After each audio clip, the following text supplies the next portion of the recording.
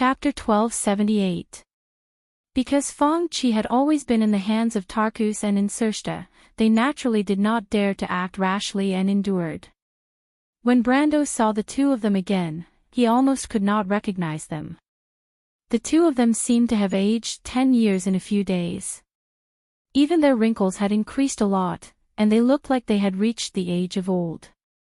When the two of them saw Brando, they showed a look of horror at the same time. Obviously, the battle at Rosaline Port had left an indelible shadow in their hearts, especially the last confrontation between Brando and the Holy Jade Sword.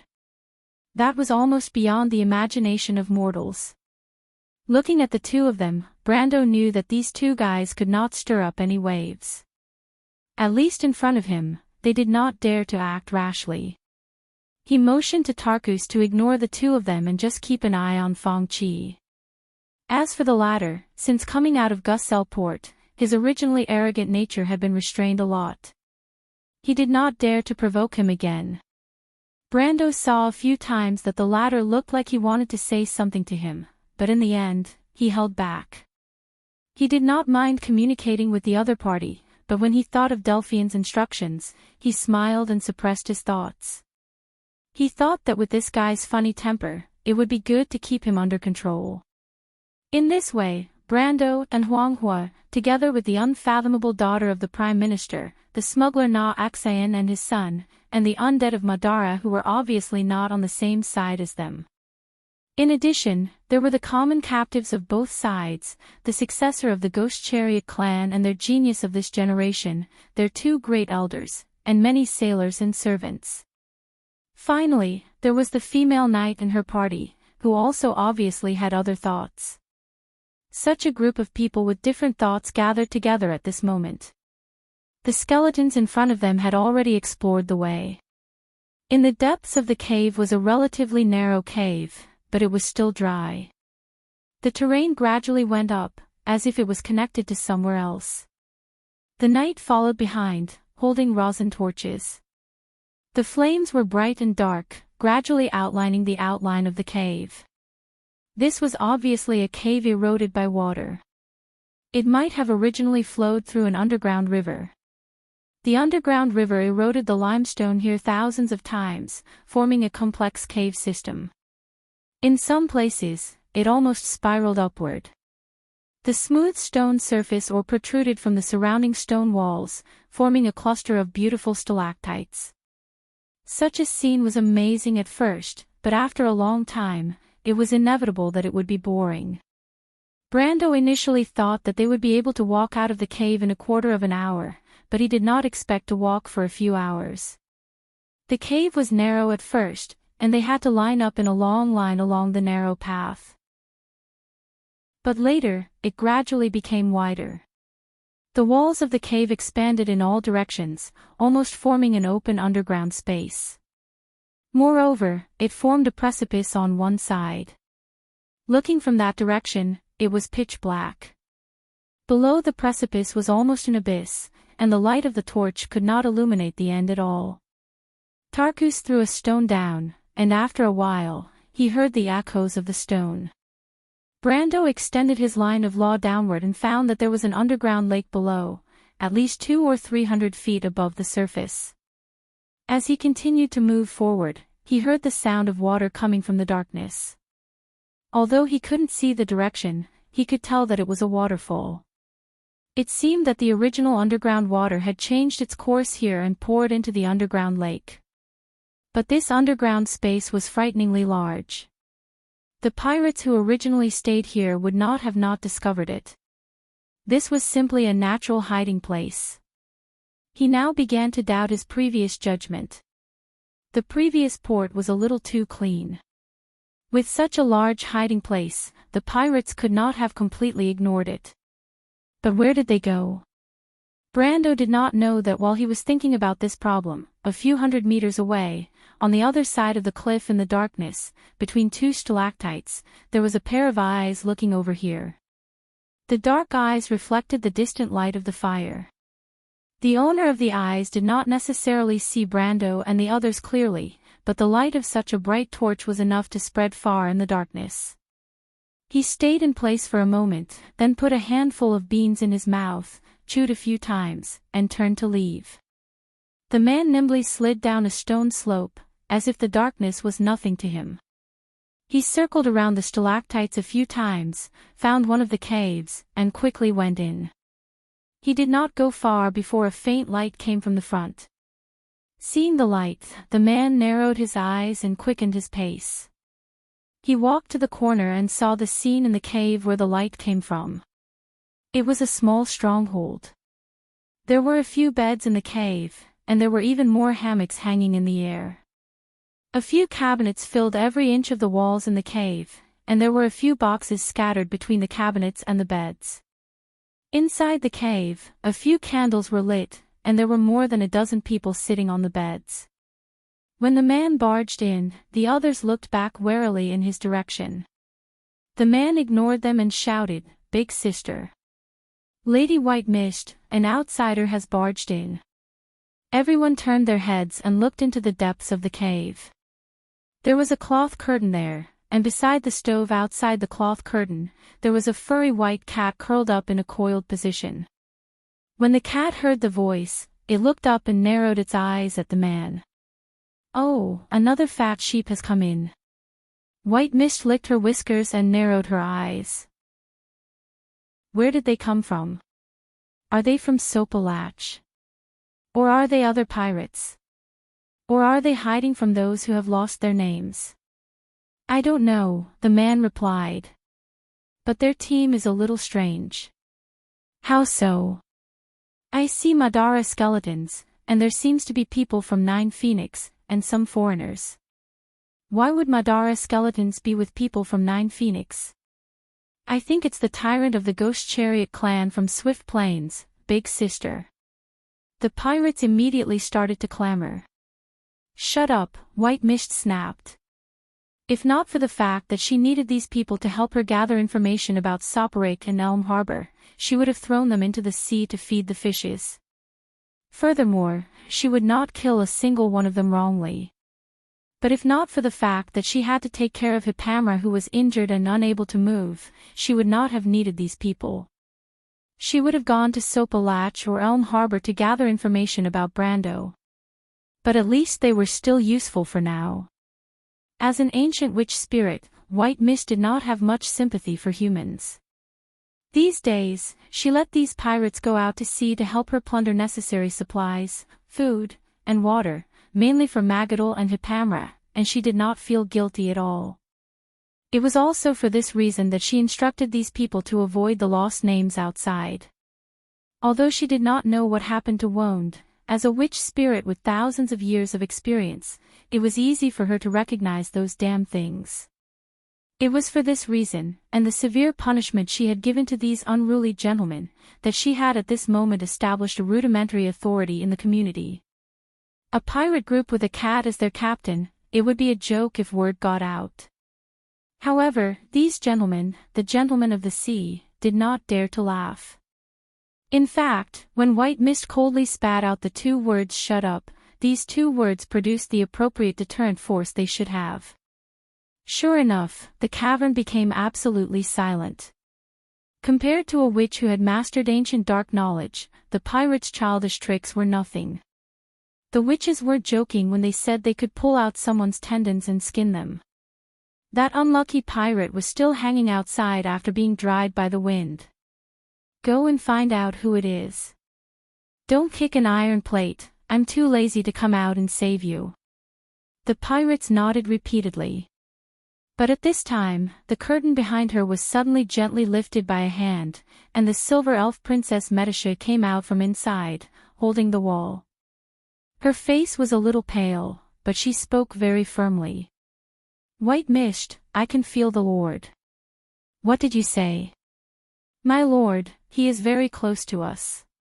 My planeswalker authority has detected him, and my lord must have detected me too, really." Brando did indeed feel the presence of Medisha at this moment. To be precise, he felt the existence of his secondary authority, and then he realized that it was the Silver Elf Princess, and then he felt the presence of Hippamra. The shock was no small matter. He stopped almost immediately, almost causing Delphine, who was behind him, to bump into him. The Prime Minister's daughter was stunned. She raised her head to look at him and asked in a low voice, "What's the matter? What's wrong?" "I can feel Medisha," Brando replied. "My lord."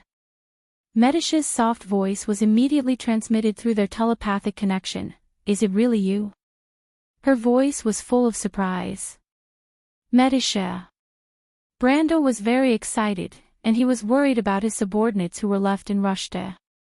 So many things happened after the moonfall, and no one knew what happened to them in the end.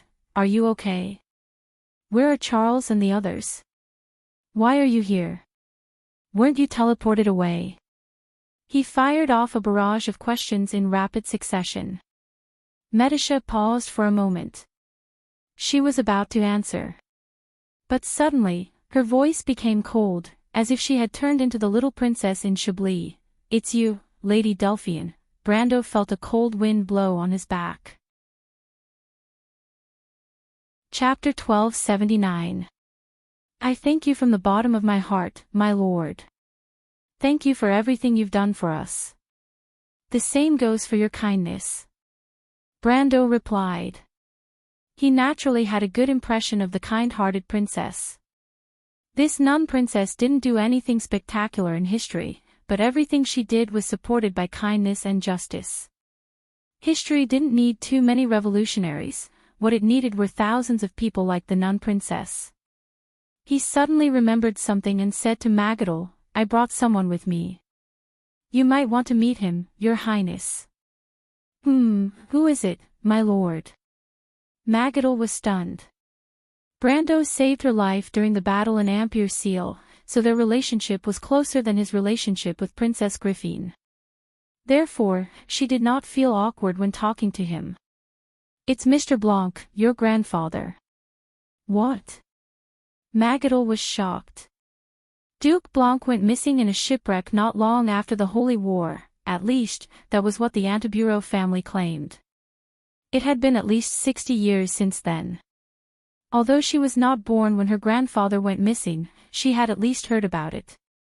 Because the Archduke's death was announced as a missing person, it wasn't that she hadn't thought that he might appear in places like Nine Phoenix, but so many years had passed. Even if he was lost at sea, if he hadn't died, he should have returned long ago. Although the connection between Nine Phoenix and Vaunt was blocked, it wasn't completely unrelated. She knew that her grandfather was a sword saint and would not be hindered by a little distance. Therefore, she only thought about it occasionally and treated it as a fantasy. She did not expect that it would one day become a reality. However, she had never seen her grandfather since she was born. She only knew that her grandfather was the most legendary hero of the Antibureau Principality. She admired her grandfather very much, but she didn't know what to do when she had to face him all of a sudden. "My grandfather. Where is he?" "He's outside. I haven't told him that you're here, so I wanted to ask for your opinion." I will see him at once." "Excuse me, Monsieur le Comte." Princess Magadol apologized to him and was about to rush out. However, she paused for a moment and went back to tidy up her dress to see if there were any wrinkles or omissions. This behavior showed that the princess was at a loss for what to do. But it was understandable. After all, they were blood relatives. Although they hadn't met for decades, they still couldn't part with each other. Moreover, Brando knew very well what it would mean for this small duchy if the old duke returned to Antibureau. It was impossible for Magadol not to be nervous and concerned. Magadol hurried out of the room, leaving Brando and Medisha alone in the narrow stone room. Hipamra then thanked him softly. She was a very contented girl and did not think of how to repay him. After all, Brando was her lord and her master. That was enough for her. Medisha was silent for a moment before she asked, "I never thought that Princess Magadol's grandfather would be here. I heard that he went missing decades ago. There's more to this than meets the eye. Actually, it's not like what the rumors say." But that's Marshal Blanche's private matter after all. Brando explained. I understand, Medisha shook her head. But my lord, do you think that Marshal Blanche knows about Miss Magadle's existence? Brando was silent. He did not tell Blanche about Magadle in advance because of this reason. Perhaps Magadle herself did not know about the uniqueness of her body. The storm's core in her body was originally the power core of the giant god warrior. Any ordinary person would definitely not be able to carry such a thing in their body. There was no doubt that this princess was not human. Unless she was premeditated by someone, the Antibureau family's role in this was very suspicious. But from Magadle's reaction, the possibility of the former was very slim. And the current Duke of Antibureau would definitely know about his daughter's situation. What about the previous Duke? That was hard to say. Of course, he did not want to pry into other people's privacy. He just did not want to hurt this kind princess. Perhaps not interfering was the best way to protect her. But if the Antibureau family really had ill intentions towards Magadle, then he would have to intervene. Not only was Princess Magadle the best friend of Princess Griffine, she was also the best friend of all Tonajol. During the time she lived in Abes, she had formed deep friendships with almost everyone. Such an outstanding lady, Brando would never let her get hurt, and Medisha naturally would not. Brando was silent for a moment, then suddenly took out the Angel's Heart bottle and shook it in front of the Silver Elf Princess. I heard that you were injured too. Medisha, do you need this? Medisa was extremely intelligent. She could see through Brendel's guilty conscience and couldn't help but laugh out loud. She covered her mouth with the back of her hand and said, There's no need for that. This is a miraculous artifact. My lord, please don't use it as a tool to please girls. I don't have such thoughts, I'm just worried about my subordinates. The Silver Elf Princess snorted softly. Actually, I have always suspected that the relationship between Miss Delphian and my lord is not that simple. Ahem, she raised her head and looked at him carefully. Actually, I know what Miss Delphian is thinking. That's why I said that she was a little pitiful. But my lord, since you have promised her, don't let a girl be sad and disappointed. Perhaps Miss Delphian made the right choice this time, and only you can save her, Medisha. Don't treat me like a child, my lord. I have 1,000 years of experience, much more than my lord. No, Brando replied. I met your sister. In the elemental frontier. Magadle and Frank's reunion was not as complicated as Brando had imagined. The moment the princess saw the old marshal, she recognized the face of the solemn portrait hanging in the middle of the castle. She recognized the old duke who had been missing for more than 50 years. On the other hand, although Frank subconsciously felt a sense of familiarity with the girl who ran out, he did not recognize her at first sight. This was understandable. After all, when he left Antoinette, Magadle was not even born yet. He had not even seen the nun princess when she was still a baby girl, so how could he recognize his granddaughter at first sight? However, what happened next was predictable. When Magadle revealed her identity, the old marshal was overjoyed. Some traditions in a large noble family could not be faked, especially for the people in the family. Besides, Brando had no reason to lie to him about this matter, so Frank believed Magadle's words almost immediately. The old marshal had left Wone for a few decades because of his cynicism, but this did not mean that he did not care about his family. It was a bond that no one could give up, not to mention the glorious bloodline that had been passed down. Magadle immediately threw herself into her grandfather's arms and burst into tears. Although she did not suffer much after the battle in Ampere Seal, now that she was tens of thousands of miles away from her hometown and in a completely unfamiliar environment, it was understandable that she could not control her emotions when she suddenly saw a legendary family member. Frank was greatly relieved, comforting his granddaughter in a soft voice while chuckling. Obviously, he was very happy to meet a descendant who was related to him by blood before returning to the land of Vaunt. However, after a short reunion, the old marshal went to find Brando in private and said, "Young Master Brando, there's something I have to tell you. I might even need your help. Please don't call me young master. Mr. Frank, if you need anything, please let me know. If there's anything I can help with, I'll do my best." Brando felt that the way he addressed Frank made him feel uncomfortable. The old marshal sighed. "It's about Magadol." Brando was slightly taken aback. However, a hint of understanding flashed through his mind. But when he saw Frank's expression, he ruled out the possibility that the Antibureau family was plotting something. Frank obviously knew about Magadol's background, but it seemed that this was something that he could not do anything about.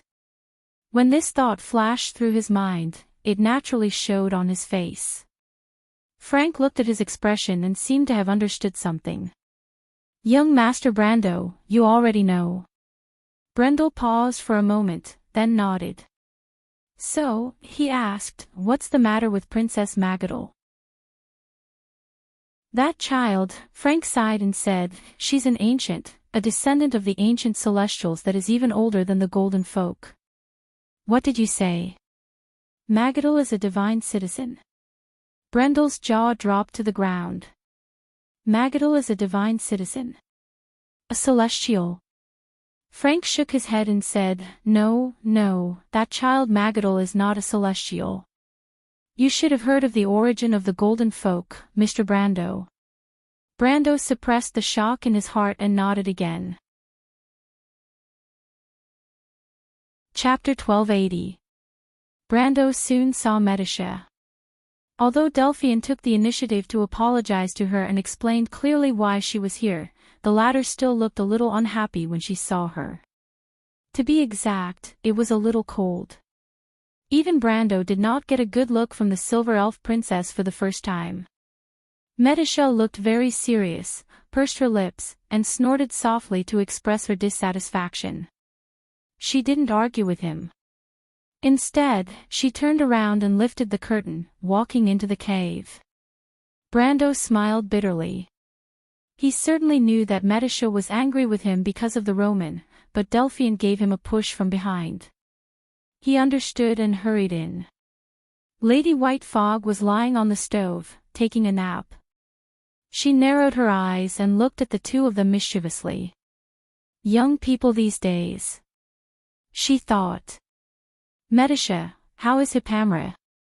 The Silver Elf Princess raised her eyes to look at him. After all, she still could not bear to have a cold war with her lord. The day when Brando saved her was still in her heart, how could she forget? Seeing that Brando immediately came in, the anger in the girl's heart dissipated by half. She frowned slightly and shook her head. "Not very good, we lack medicine and treatment here. She is badly injured, and Sopalach is a city of the undead. There is only the Temple of the Dying Moon. Lady White Fog sent the pirates to find the Water of Life, but unfortunately, they found nothing. Fortunately, Miss Magadol has some knowledge of potions, and with the herb Hippamra, she got better." "What about Flora, Nightsong, and the others? Don't the elementalists have healing spells?" "I can't summon Flora and the others because I can't contact you, and the Planeswalker's authority can't be activated. Lady White Fog has some healing methods, but it is very limited. Hippamra was a priest herself, but she could not use Himelad's divine power when she was seriously injured. The so-called doctor does not treat himself, it was probably so helpless." In the end, Medisha added softly, "If my lord came a day later, I was going to risk going to Elm Harbor to see." Brando could not help but feel ashamed. "But the lost names on the sea. I can't just watch Hippamra suffer, my lord, and Mr. the Shire, Andrique and her brother. We are like a family, you are like my brothers and sisters. Hippamra is strong, but I can't stand it." Medisha bit her lower lip, her eyes. Brando suddenly understood where her complaints came from. He reached out and wiped the girl's eyes. "It's all right now that I'm here. Take me to Hippamla," he answered softly. The Silver Elf Princess replied softly. "Miss Delphian, That was a misunderstanding, Medisha, but now she is one of us, at least she won't have any other thoughts. Although I hope she can see her heart clearly earlier and stop being so paranoid, but for now, this is the best result. In fact, Miss Delphian is also very pitiful, I understand, I will try to get along with her. Thank you, Medisha. I should be the one thanking you. It was Lord Medisa who gave me a new life, but in order to let Lord Medisa pay more attention to me, I couldn't help but be willful, but Lord Medisa always accommodates me. Medisa is really blessed. Brando's heart softened slightly when he heard this, and he could not help but look carefully at the silver elf princess. Smart, excellent, beautiful, she had everything a young girl dreamed of, like a perfect masterpiece of Martha. The key was that it was so reassuring, like a quiet harbor that could anchor one's heart. Whenever he was with her, Brando would feel a kind of eternal peace, as if all the anxiety and worry had disappeared without a trace. This seemed to be a characteristic of the elves. It is really a blessing to be able to meet you. Brando could not help but say this in his heart. Medisa silently led the way. Sometimes, she didn't need to argue, and it was enough to let the Lord understand her intentions. She knew that she was very different from Scarlet, but she would never give up what belonged to her to someone else. When Brando saw Hippamra, he understood why Medisha was so anxious. Hippamra was wrapped in bandages, and there were bloodstains on them. Some of them were bright red, indicating that the blood had not dried for long. She was lying on the bed, her weak body deeply buried in the pillow. There was no trace of blood on her face, as if only a pair of lively eyes were filled with the color of hope. The moment he opened the curtain and entered, Hippamra's gaze fell on him. My lord, Miss Priestess seemed to be happy, and her happy tone was exactly the same as Medisha's, which made Brando feel even more ashamed. Even though he had been worried about Medisa and the rest on his way north from Rosaline, he had put himself in their shoes and thought about the consequences of his rash decision back at Rushta. Although he did not regret going to see the Roman, he could understand why Medisha hated Delphians so much. The cave was filled with the pungent smell of medicine. Princess Magadal was dressed like a maid in Greek mythology, and there was a pot of medicine in front of her. When she saw Brando enter, her expression was full of hope. Obviously, he had left the impression that he was omnipotent, as if as long as he was here, Hippamra would undoubtedly recover. This trust was without reason, but it was incomparably firm. Thank you, Miss Magadal. Brando already knew that the princess was teleported here together with Lady White Fog. These days, she had helped Medisha and Lady White Fog a lot. If not for her, Hippamra's condition would have been worse. After all, Medisha was also heavily injured in the disaster. It was said that when she was teleported, something descended on Rushta, and the turbulence in space was affected. That was why she was thrown here. And Lady White Fog was obviously better at killing people than saving people. From Medisha, Brando also knew that Andrique and Mephistopheles might not have returned to Erewhon. Only the Fireclaw Lizardman Lord and Vahina might not have been affected.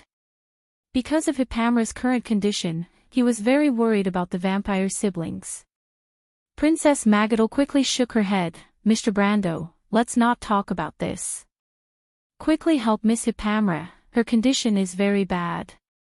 Brando couldn't help but feel a pain in his heart. He saw Hippamra lying on the bed sheet in front of her, and an open book on her knees. It looked like a travel book about the 9 Phoenix, and there were even engravings on it, but the quality was very poor. Miss Magadal's hobby was to read all kinds of books, especially travel books. But he didn't know where this book came from, and there were even missing pages. Her pale and thin hands were placed on the pages, and she tilted her head to look at him, with an optimistic and satisfied smile on her face. At the side of her bed, there was a water tank, and there were a few prawns in it. It seemed to be the source of her happiness. Although she was a warrior priestess, she didn't like to fight. Her biggest wish was to travel around and see the gifts that Mother Earth had given to this world. But because of her duty, her freedom was restricted, and Hippamra could only look for her dream world from books. She opened her mouth and wanted to say something, but Brando covered her forehead with his hand, motioning her not to move.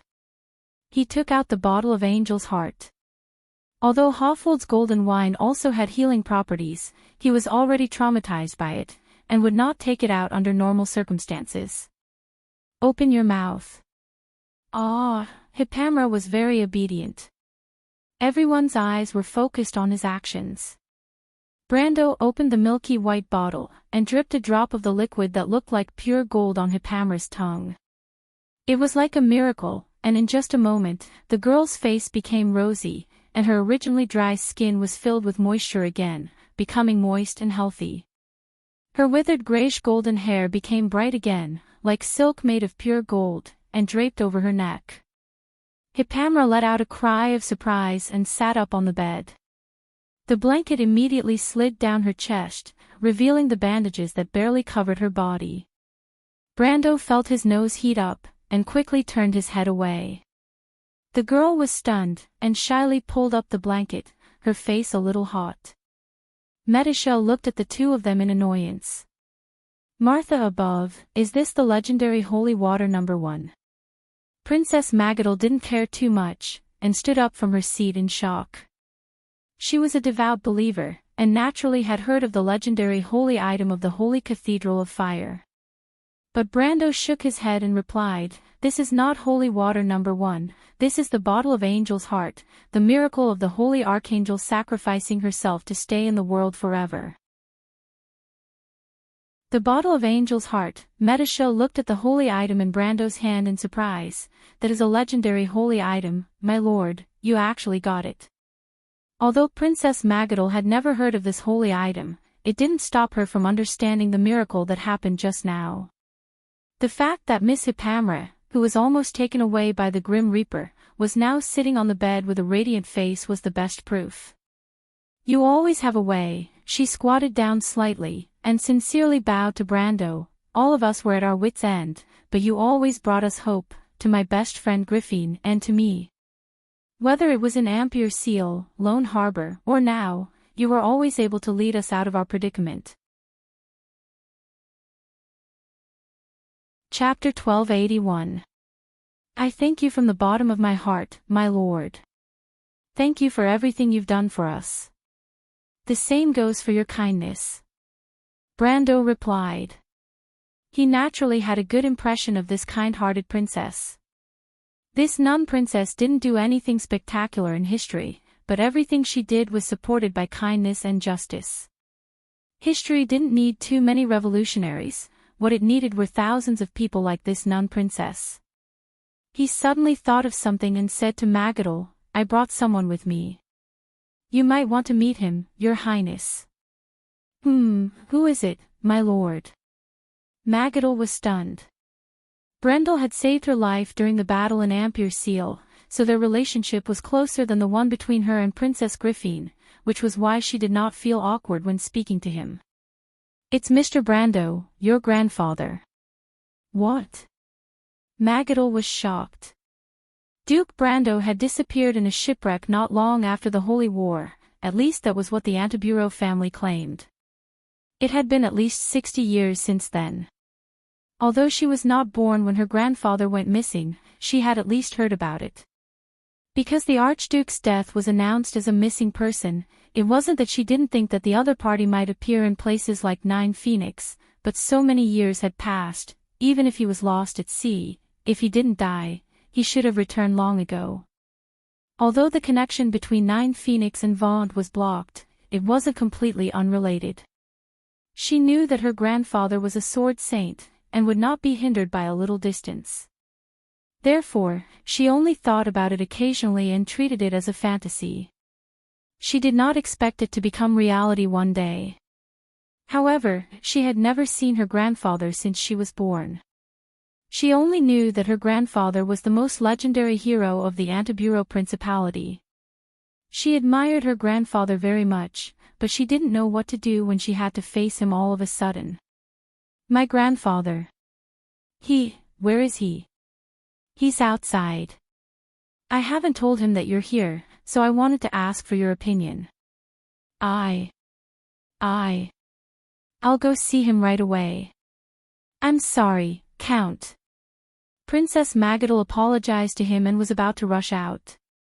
However, she paused for a moment and went back to tidy up her dress to see if there were any wrinkles or omissions. This behavior showed that she was at a loss for what to do. But it was understandable. After all, they were blood relatives. Although they had not seen each other for decades, they still could not let go. And Brando knew very well that if the old Duke returned to the Antiburo Principality, it would mean a lot to the Antiburo Principality. It was impossible for Magadal not to be worried. Magadal hurriedly left Brando and Medisha in the narrow stone house. Pamela thanked him softly. She was a girl who was content with what she had and had a big heart. She didn't think about how to repay him, because he was her lord and her master, and that was enough. Medisha was silent for a moment before she asked, I never thought that Princess Magadal's grandfather would be here. I heard that he went missing decades ago. There's more to this than meets the eye. In fact, it's not like what the rumors say. But after all, it's Marshal Blanche's private matter. Brando explained. I understand, Medisha shook her head. But my lord, do you think that Marshal Blanche knows about Miss Magadal's existence? Brando was silent. He did not tell Blanche about Magadal in advance because of this reason. Magadal herself might not know about the uniqueness of her body. The heart of the giant dragon in her body was originally the power core of the giant god soldier. Any ordinary person would definitely not be able to carry such a thing in their body. There was no doubt that this princess was not human. Unless she was premeditated by someone, the Antiburo family's role in this was very suspicious. But from Magadal's reaction, the possibility of the former was very slim. And the current Duke of Antiburo would definitely know about his daughter's situation. What about the previous Duke? That was hard to say. Of course, he did not want to pry into other people's privacy. He just did not want to hurt this kind princess. Perhaps not interfering was the best way to protect her. But if the Antiburo family really had bad intentions towards Magadal, then he would have to intervene. Not only was Princess Magadal the best friend of Princess Griffine, she was also the best friend of all Tonajol. During the time she lived in Abes, she had formed deep friendships with almost everyone. Such an outstanding lady, Brando would never let her get hurt, and Medisha naturally would not. Brando was silent for a moment, then suddenly took out the angel's heart bottle and shook it in front of the silver elf princess. I heard that you were also injured. Medisha, do you need this? Medisa was extremely intelligent. She could see through Brendel's guilty conscience and couldn't help but laugh out loud. She covered her mouth with the back of her hand and said, There's no need for that. This is a miraculous artifact. My lord, please don't use it as a tool to please girls. I don't have such thoughts, I'm just worried about my subordinates, the silver elf princess snorted softly. Actually, I've always suspected that the relationship between Miss Delphian and my lord is not that simple. Ahem, she raised her head and looked at him carefully. Actually, I know what Miss Delphian is thinking. That's why I said that she was a little pitiful. But my lord, since you promised her, don't let a girl be sad and disappointed. Perhaps Miss Delphian made the right choice this time, and only you can save her, Medisha. Don't treat me like a child, my lord. I have 1,000 years of experience, much more than my lord. No, Brando replied. I met your sister. In the elemental frontier. Magadal and Frank's reunion was not as complicated as Brando had imagined. The moment the princess saw the old marshal, she recognized the face of the solemn portrait hanging in the middle of the castle. She recognized the old duke who had been missing for more than 50 years. On the other hand, although Frank subconsciously felt a sense of familiarity with the girl who ran out, he did not recognize her at first glance. This was understandable. After all, when he left Antiburo, Magadol was not even born yet. He did not even get to see the nun princess when she was still a baby girl. How could he recognize his granddaughter at a glance? However, what happened next was predictable. When Magadol revealed her identity, the old marshal could not help but be overjoyed. Some traditions in a large noble family could not be faked, especially for the people in the family. Besides, Brando had no reason to lie to him about this matter, so Frank believed Magadol's words almost immediately. The old marshal had left Wone for a few decades because of his cynicism, but this did not mean that he did not care about his family. It was a bond that no one could give up, not to mention the glorious bloodline that had been passed down. Magadol immediately threw herself into her grandfather's arms and burst into tears. Ever since the Battle of Ampere Seal, she had not suffered much. But now that she was tens of thousands of miles away from her hometown and in a completely unfamiliar environment, it was understandable that she would lose control of her emotions when she suddenly saw her legendary relative. Frank was greatly relieved, comforting his granddaughter in a soft voice while chuckling. Obviously, he was very happy to meet a descendant who was related to him by blood before returning to the land of Vaunt.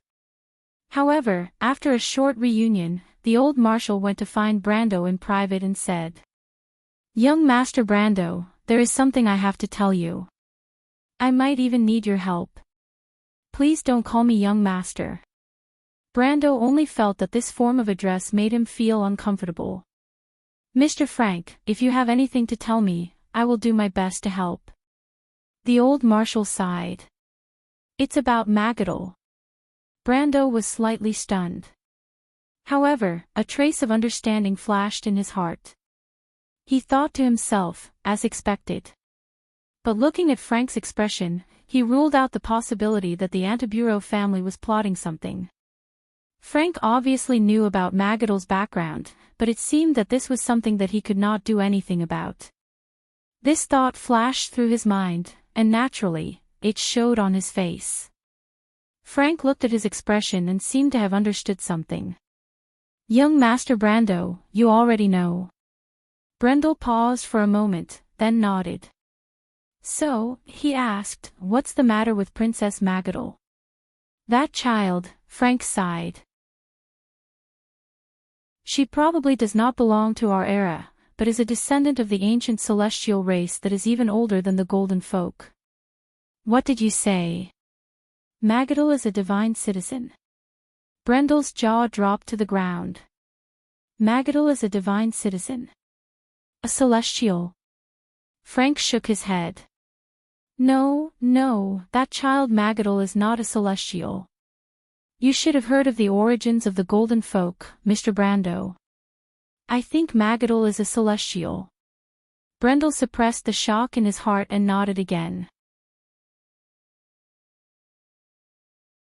Chapter 1282. Not only did Brando understand the Golden Folk, he knew them far better than Brando had imagined. The Golden Folk had the blood of warriors flowing through their veins. This was not a joke, because they were born to fight, and the Golden Folk themselves often saw it as a kind of glory. They were the warriors of the gods. The gods created the Golden People in order to fight against the Dusk. Compared to the Silver People, who were more like scholars than warriors, the Silver Elves were the best at fighting, and they were also the guardians of many rituals and culture. The Golden People were the main counterattack force in the world of order during the Age of Glory. However, the gods created the Golden Folk with the intention of creating a race with the power of the gods, but with a large number of people, so that they could fight against the equally large Twilight Army. This process was not done overnight. Over the long years, the gods had made many attempts, but quality and quantity always seemed to be difficult to balance.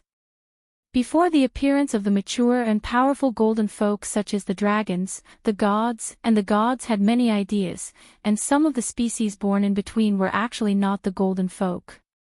It was not until the gods finally found a way to solve the problem, creating the Myrna people who were not powerful, but had the greatest potential of all the Golden Folk. Before they came up with the mortal plan, the number of their failed works in the long river of history far exceeded the number of their successful works. But some of them were not worthless. And these beings who were born before the golden folk were not the golden folk, but the ancient folk.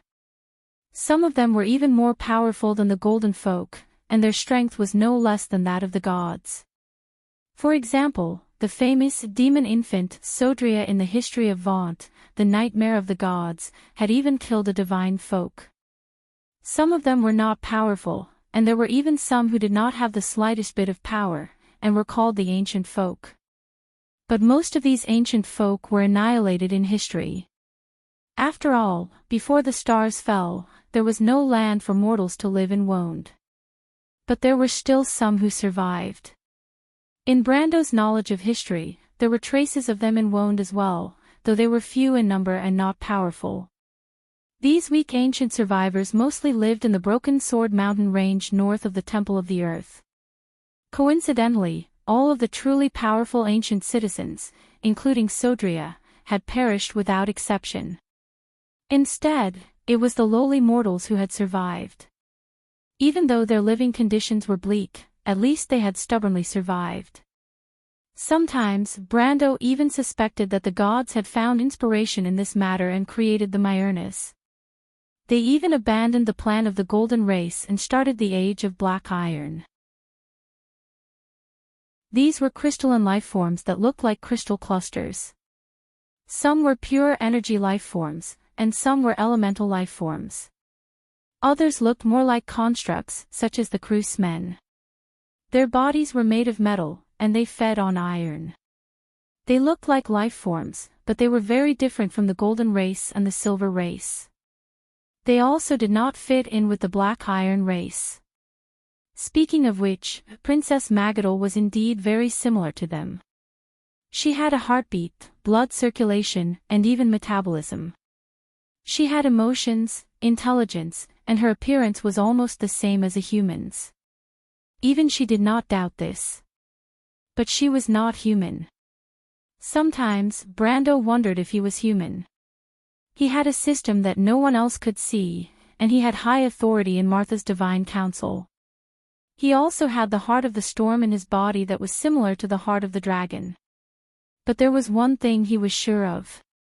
He and Brando's parents were the purest humans. Even Darius, the Sword Saint, was born and raised in Erewhon.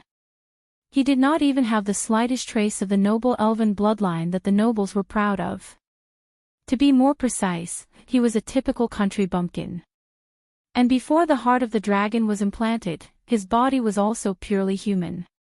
From his appearance to his internal organs to his bones, there was not a trace of abnormality. Even before the orb of nature perfected his bloodline, the blood that flowed in his body was what the Silver Queen called the dirty, red blood. But Magadol was completely different. This princess could be said to only be human on the surface. Perhaps she had the emotions and intelligence of a human, as well as a sense of identity. But her body was indeed a construct. Such a strange life form could only have been the work of a mad wizard who was arrogant enough to challenge the realm of the gods. But the wizards, including the Bugas, could never solve the problem of the soul and emotion, and they did not even go as far as their fellow necromancers in this regard. Although the poor liches of Madara still did not understand the principles of their spells, it was hard to say if they were more pitiful than the Bugas. So when Blanche said that Princess Magadol was an ancient, Brando could accept it.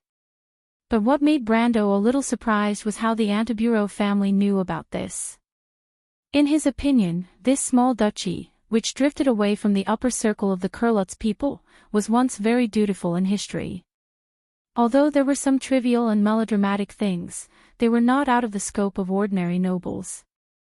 And how did they come to be related to Magadol? If the princess was really from the ancient era, then how did they come to be related to her?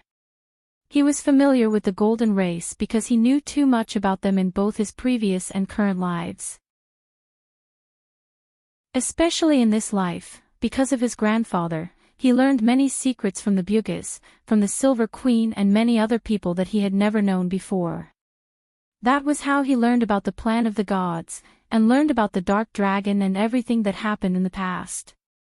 And in fact, for many people living in this land in this era, including the nobles, the only thing they knew about the golden race was the dragons, just like how many people only knew that the Bugas were silver wizards, and they did not even know about the silver elves. To be able to say that the golden race was created by the divine people, and even to be able to confirm the existence of the divine people was a very remarkable thing in itself, and that was at least the domain of a senior scholar. And to know the difference between the ancient race and the golden race was even rarer. Brando looked at Blanche, hoping that the marshal could give him a satisfactory answer. You know the origin of the golden race? Blanche was more surprised than him. I understand, the Bugas told you. After all, they had some connections with your grandfather. That's right, you know about the divine people, that makes things easier. The old marshal sighed. In fact, the Antibureau family already knew about the existence of the divine people before that incident happened. Brando knew that the so-called incident was the incident that happened on the final battlefield 60 years ago. Although the marshal did not personally experience it, he should have been involved in the aftermath. He did not open his mouth to speak, nor did he deny the misunderstanding. Brendel knew that the marshal would have a lot to say next. Sure enough, Blanche continued with a sigh. The Antibureau family knew the secret behind this because of Magadol. Marshal, so you should have recognized Magadol long ago. Brando suddenly realized this. Blanche laughed bitterly. I could only pretend that way, Master Brando. You should understand that we had no other choice. That child is actually very sensitive, and I don't want her to realize that she is different from others. No matter what, she is still a kind child, and should not be hurt because of this. Brando suddenly understood, and he could not help but sigh in his heart. Although the marshal usually looked serious in front of him, he was actually an Oscar-level actor. Not to mention Magadol, even he did not have the slightest suspicion at that time. Life is like a drama, and it all depends on acting. But you can't hide it forever. Lies cannot protect people, and will only hurt her more, Marshal. Brando's ears twitched slightly, and he suddenly heard light footsteps coming from afar. It was not Medish's footsteps, and it was obviously not Delphine's either. Brando instantly knew whose footsteps it was. He subconsciously wanted to remind the marshal, but after thinking about it, he swallowed his words. Since she came here quietly, it meant that she might have doubts in her heart. It was not important when this suspicion arose. What was important was that concealing it could be done with good intentions, but deliberate deception may cause an irreparable rift between the Antibureau family and Magadol. We have no other choice. This is related to another secret. I will tell you slowly later, Master Brando.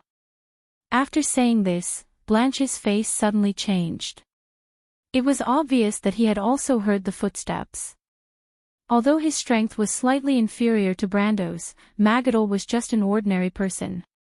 It was impossible for her to hide in front of two Supreme Realm experts. But Brando said, Marshal, if you can recognize Magadol, it means that she is definitely not your granddaughter, right? Blanche was slightly taken aback, and he looked at Brando with some confusion. But Brando shook his head at him sternly. This marshal had lived an illustrious life, and had experienced countless storms and waves. It was obvious that he was not completely ignorant of the human heart. In fact, it was the opposite. With his sharp mind, he instantly understood what Brando meant. Chapter 1283. After hesitating for a moment, Blanche sighed and said, Yes, Magadol was actually discovered by my grandfather. What? Brando was shocked. He thought that Magadol might be from the same generation as the current patriarch of the Antibureau family, but he did not expect her to be from the same generation as the marshal in front of him. At the same time, he heard the sound of footsteps in his ears. You're right, young Master Brando. I grew up with Magadol. Blanche smiled bitterly. At that time, very few people knew the secret behind Magadol, including me. Everyone thought that she was my sister. Then, something happened. Blanche slowly recounted the story that happened nearly 100 years ago. About 4 generations ago, the Duke of Antiburo discovered Magadol in a special experience.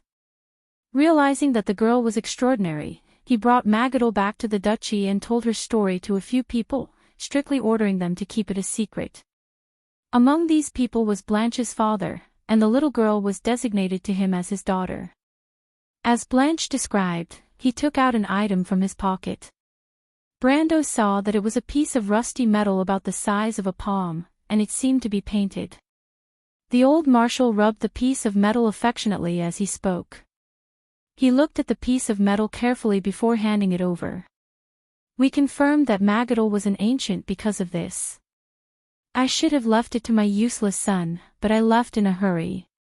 I was worried that it would bring trouble to Magadol, so I took it with me. Brando took the piece of metal and glanced at it. He frowned. To be exact, it was an ordinary piece of metal. It was very thin, only a few millimeters thick. It was a little bent and covered with a layer of red rust. But the rust could not hide the paint that was painted on it. It was a layer of blue paint with a white border. There was a line of small letters engraved on it: Umsots Rubtaslamzek 00432408_RTU 433, W, D, 1044, Stem, 25th. No matter how he looked at it, there seemed to be nothing out of the ordinary. But Brando knew that this thing should not exist in this world. It was a production nameplate. He was very familiar with the words on it. It was at least an ancient language from a few eras ago. After seeing it many times, he gradually learned how to read it. Although he could not understand it word by word, he could at least roughly understand the meaning of the nameplate. Experimental subject number X00432408 was located in sequence 433. It was located in a production workshop or laboratory called RTU. In short, it had a similar meaning. Finally, there was time. It was a method that he had never heard of before. It was a method that might have lasted for more than 1,000 years. So what was this? He looked at the small piece of metal in his hand, and his heart was filled with questions. A transmigrator like himself? From Earth? Or from another time and space? Or was it a gadget that the planeswalkers brought from a parallel dimension? He raised his head and looked at Blanche. He knew that the marshal would definitely give him an explanation. This is something that was found with Magadol. Brando heard the sound of something falling to the ground. He turned to look in that direction, and the sound immediately disappeared. Frank was also looking in that direction worriedly, but he continued, to be exact, my grandfather found Magadol in a huge metal container in the Broken Sword Mountains. At that time, he could not get the entire container out, but he found a baby girl in it. In order to prove it, he tore off this nameplate from the container. Do you know what this is? Brando asked. Frank shook his head. We only know that it is an ancient language. My grandfather looked up a lot of information and documents about this. Since then, we have learned about the relationship between the Golden Race and the Divine People. It was also at that time that the Antiburo family began to approach the Holy Cathedral of Fire to investigate Magadol's background. What about that place, the place where you found Magadol? It disappeared. Disappeared. My grandfather and my father went there later, but before that, there was an earthquake in the Broken Sword Mountains. That place was originally the hive area of Georgandy Ridge, but it was buried because of it. Brando pursed his lips. His heart was pounding. There was a very interesting fact. Almost all of the ancient people devoutly believed in Mother Earth Gaia, because they believed that they came from the same place. That place was buried in the mountains, deep in the earth, under layers of silver plains. There was a silver kingdom. Mother Earth Gaia protected every one of her children. Until one day, when the children grew up, the gate opened in front of them, and everyone came to the earth. This was a scene described in the myths of the ancient people. Their religious ceremonies also repeatedly repeated the scene of them coming out of the mountains, and the witch doctors and priests passed down this history by word of mouth. What was more interesting was that the rune dwarves also believed in this legend. Thinking about it carefully, this history was very similar to the one in Odin's memory. Before the destruction of the rune dwarven empire, the entire empire was also searching for the silver plains described in the dream. The rune dwarves also believed in the goddess of the earth, Gaia, and they also worshipped Halran Gaia as a sacred sword. He could not help but suspect that there might be a fortress like Babel in the depths of the earth. Countless eras ago, this fortress history might be even more glorious than Babel, and Valhalla was not even worth mentioning in comparison. Valhalla only carried the history of the Golden Race, and the Silver Plains in the dreams of the rune dwarves was the homeland of all the ancient people. But if Princess Magadal was also an ancient, then did she also come from this place? Coincidentally, the head of the Antibureau family 2 generations ago, Brando's grandfather, found Magadal in the Broken Sword Mountains. Brando could only think of one thing from the description of the metal container and the nameplate. A petri dish. With Brando's own knowledge, he should not have known this term. But he was very clear that the other soul in his body, which came from Sophie's soul, was telling him the truth. The metal container that contained Magadal in her infant form was a petri dish. The place where it was located was very likely the place called the RTU laboratory on the nameplate. And that place might have been a part of the Silver Plains. Then there was a question. What exactly was the Silver Plains? Why would there be such a thing there? Brando's mind was filled with countless questions and guesses, and every question made him tremble. Thousands of guesses and thoughts seemed to be circling in his mind, and finally, they all turned into a question. Who was it, and what method did they use to create the ancient people? Who were the ancient people? His mind was blank, and at this time, the girl hiding in the darkness could not take it anymore. Princess Magadal burst into tears the moment she found out the truth. She covered her mouth and let out a low sob, and stumbled backwards as if she wanted to escape from this place. But in her panic, she lost her footing and fell to the ground. When she got up again, she even lost one of her shoes. Stop her! Brando reacted, and did not have time to think about the huge suspicion in his heart. He looked deeply at the metal plate in his hand, then turned around and said sternly to Brando. In fact, there was no need for him to remind him, as Brando had already chased after her. When Brando followed, he just happened to see the marshal holding the crying nun princess in his arms, looking up at him silently. Count! Mr. Brando! Princess Magadal saw Brando coming over, and her eyes were red, but she quickly wiped away the tears on her cheeks, and hurriedly thanked him. Thank you. She obviously understood that if it were not for Brando, the Antibureau family would not know how long they would have kept it from her. But in this matter, she knew that she could not resent the family that raised her. In fact, even now, she had never acknowledged herself as a member of the family. Not to mention that Brando, who was now her grandfather, had already told her about this matter. Miss Magadal, actually, I have also kept it from you. Ever since the Battle of Ampere Seal, Medisha and I have already discovered that you are different from us. Brando shook his head and said to her.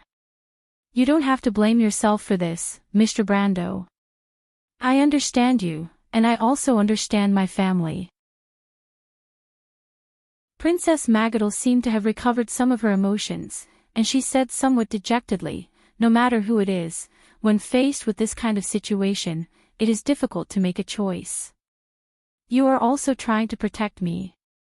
What a kind girl, Brando could not help but think. She always thinks of others first, and rarely cares about her own situation. Actually, this is nothing, he replied, and it is not scary.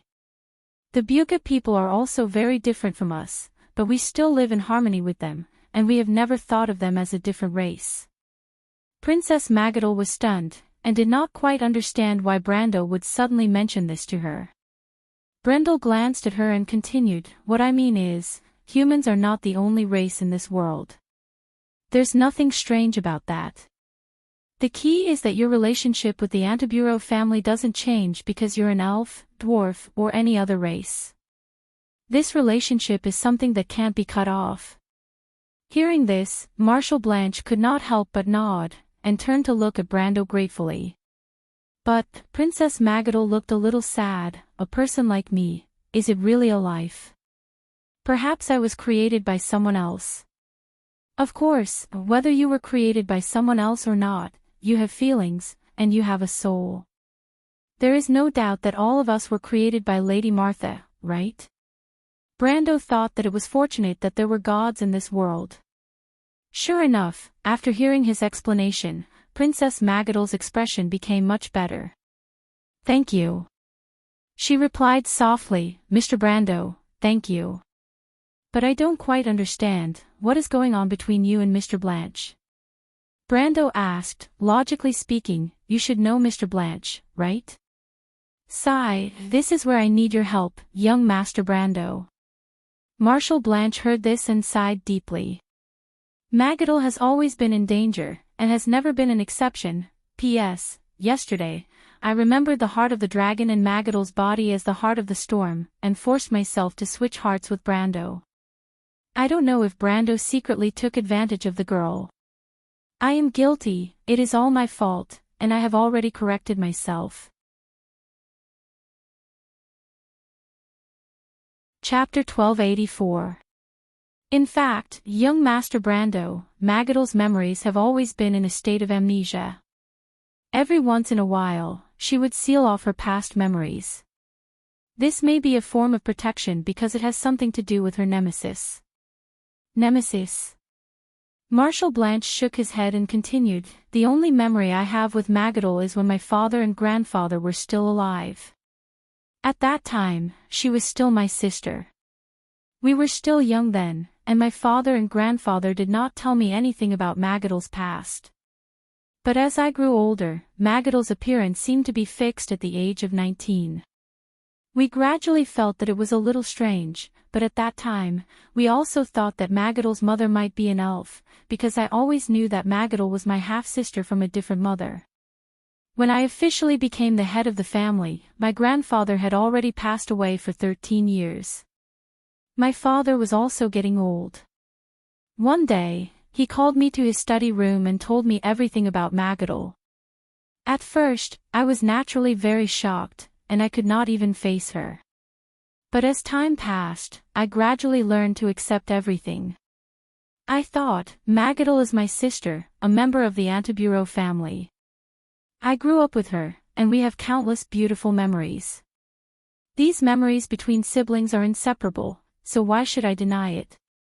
After making this decision, I had a long talk with Magadol and told her the truth.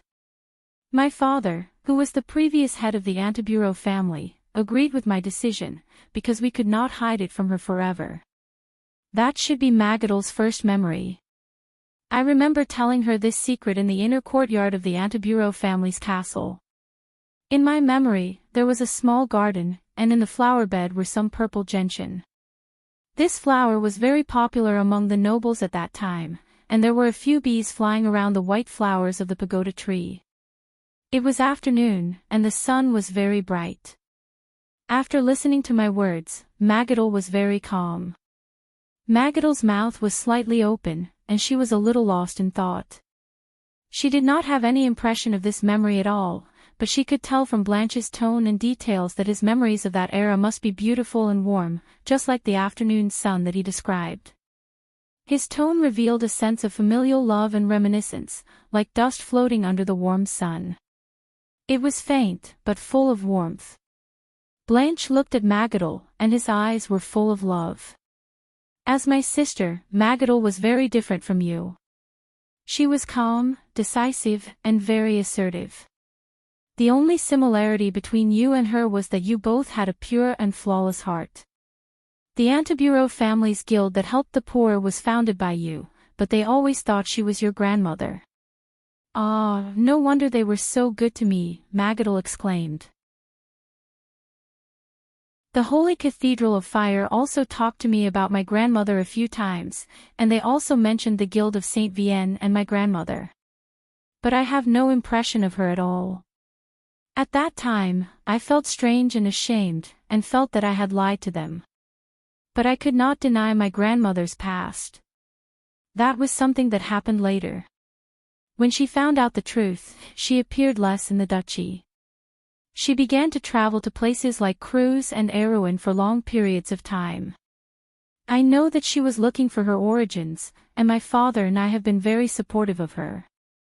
Magadol, if my grandfather and father wanted to know your secret at the beginning, but after so many years of living together, we actually treated you as a member of the Antibureau family.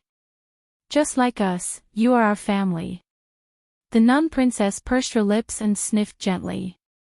Thank you. I have always treated you as my family. Even now, that has never changed. Frank smiled with relief, but then shook his head. This continued until my father passed away. At that time, something happened. After attending the family funeral, she embarked on a journey to Creuse. On the surface, she was invited by the Holy Cathedral of Fire to participate in the spring festival, but in reality, she was going to the Broken Sword Mountains to look for the place where we found you. This was the third time she went to the Broken Sword Mountains. Because the previous few times were very successful, I did not think too much about it. I only asked a team of family knight to accompany her. In fact, I was already the de facto leader of the Antibureau family at that time, and the burden on my shoulders was very heavy. It was as if there was an endless amount of work to do. As my sister, she was very clear about this. Even before she left, she only met me briefly. But I did not expect that she would be gone for 3 years. The Holy Cathedral believed that she and the entourage of the delegation had disappeared when they were passing through the Sublime Inland Sea. After that, there was no news of her. But only I knew that she did not go missing in the Sublime Inland Sea. She must have met with some trouble in the Broken Sword Mountains. After that, I frequently went to Creuse. In the eyes of outsiders, it was to strengthen the relationship with the Empire, but in fact, it was to find her. Just like that, 3 years later, one night, I still clearly remember the bright moonlight of that night. The silver moonlight shone through the window onto my desk. I had just finished dealing with the dispute between the Wind Elves and the Sacred Guild, blew out the candles, and was about to go back to my room to sleep when my sister appeared in front of me just like that. She was covered in blood and severely injured. She jumped in through the window and grabbed me. She told me in an urgent tone that she was in trouble and that something terrible was chasing after her. At that time, I angrily asked her where she had been these days, and why she didn't contact her family. At the same time, I pulled the bell on the desk to call for help. At that time, she looked very scary, and I was very worried. When she stopped me and said that she needed my help to hide what happened next, I did not understand what she was talking about at first. Later, I realized that she must have understood a lot of things at that time.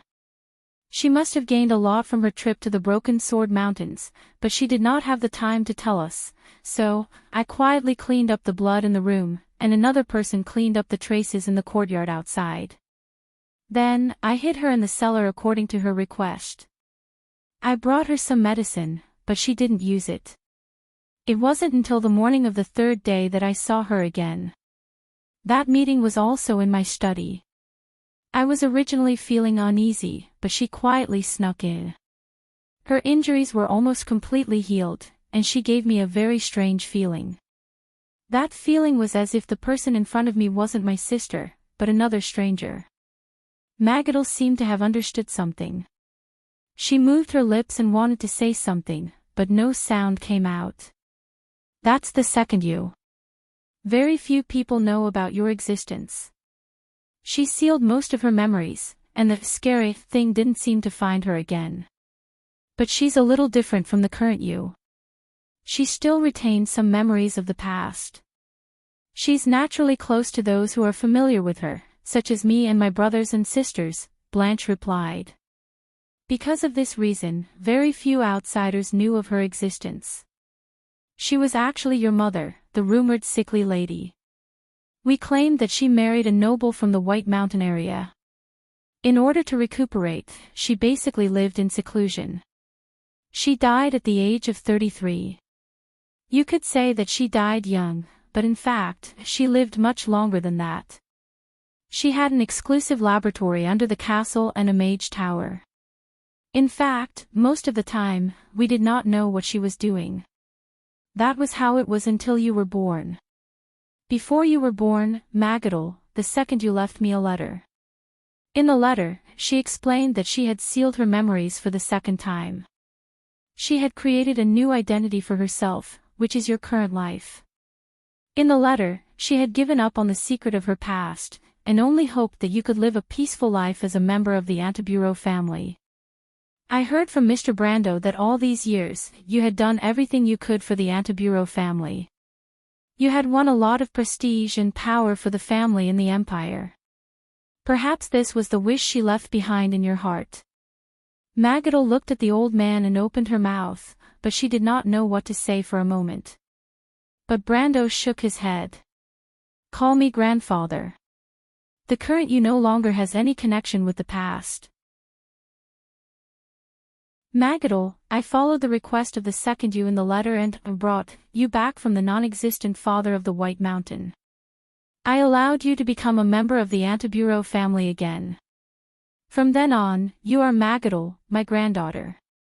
Grandfather, the old marshal nodded at her and smiled with relief. The old man raised his head and looked at Brando. Young Master Brando, I am already old.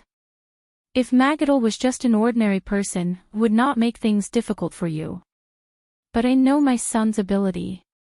He may not be stupid, but he is not a smart person either.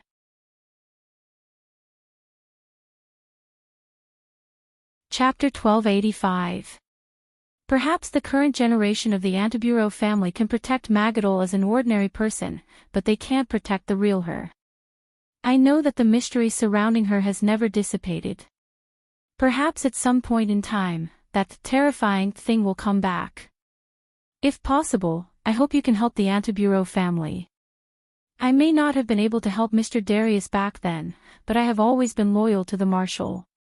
I hope you can agree to the request of a dying man like me for the sake of my old face. Grandfather. Princess Magadol whispered, You don't have to do this. Brando looked at the two of them and shook his head. Mr. Brando, my grandfather passed away early, but you are still in the prime of your life. I believe that with your abilities, protecting Magadol will not be a problem. But if that day really comes, I will definitely take action. Not because of your request, but because Princess Magadol is also my friend. Mr. Brando, Magadol looked at him gratefully. Thank you. Your grandfather was just as heroic back then. It's exactly the same. The old marshal sighed. It's no longer appropriate for me to return to Antibureau now. Back then, I wasn't able to follow the marshal. Now that I'm able to serve his descendants who are just as outstanding, perhaps it's a way to make up for my regrets. Brando was stunned for a moment, then suddenly felt as if he had picked up 5 million gold coins on the street. As the saying goes, every veteran of the war was a precious treasure, and Duke Brando was definitely one of the top veterans. In other words, if the Amber Sword was a pay-to-win game, then this marshal would be the legendary MR card with a plus card, and it would be the best of the best. In the previous world, this card's only regret was that it was not a soft girl. However, Brando did not care about this at the moment. What did it mean to be a former marshal of the Allied forces? Just the title of the White Wolf Sword Saint was enough to smash a hole in the kingdom of Erewhon.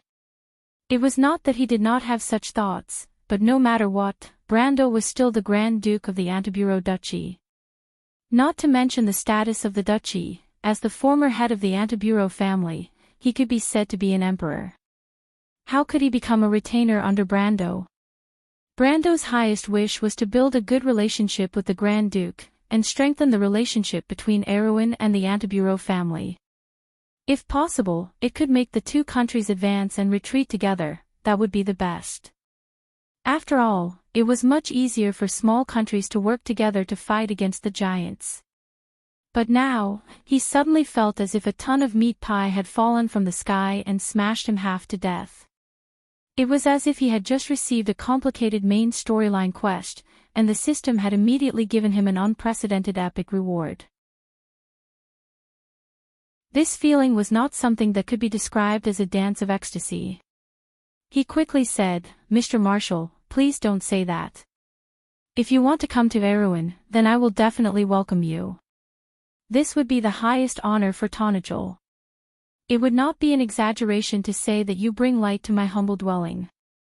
Brando looked at Magadol and shook his head with a smile. Brando originally had a lot of questions to ask, whether it was about Magadol, the piece of metal in his hand, or the damned silver plains. But looking at the grandfather and granddaughter, it seemed like they had a lot to talk about. After thinking about it, he felt that it was better for him not to be an eyesore. Moreover, to be able to gain the loyalty of a former deputy marshal of the Allied forces was already a pleasant surprise for him. After all, whether it was Magadol's background or the Silver Plains, it actually had nothing to do with him. In comparison, if Erewhon had a commander like Brando, even if the latter could not stand in front of the stage due to his identity, it would be enough to hang up the bones of Madara who were invading Erewhon and beat them up. After all, the military force that Madara used to invade Erewhon was actually a new army used by the Kingdom of the Dead Moon to train their soldiers. Whether it was the high-level combat power, the experience of the commanders, or the investment of high-grade soldiers, it was far inferior to the investment of the Kingdom of the Dead Moon on the other fronts. Although there might be a few geniuses, these geniuses had not had the time to mature and were not a concern for the time being.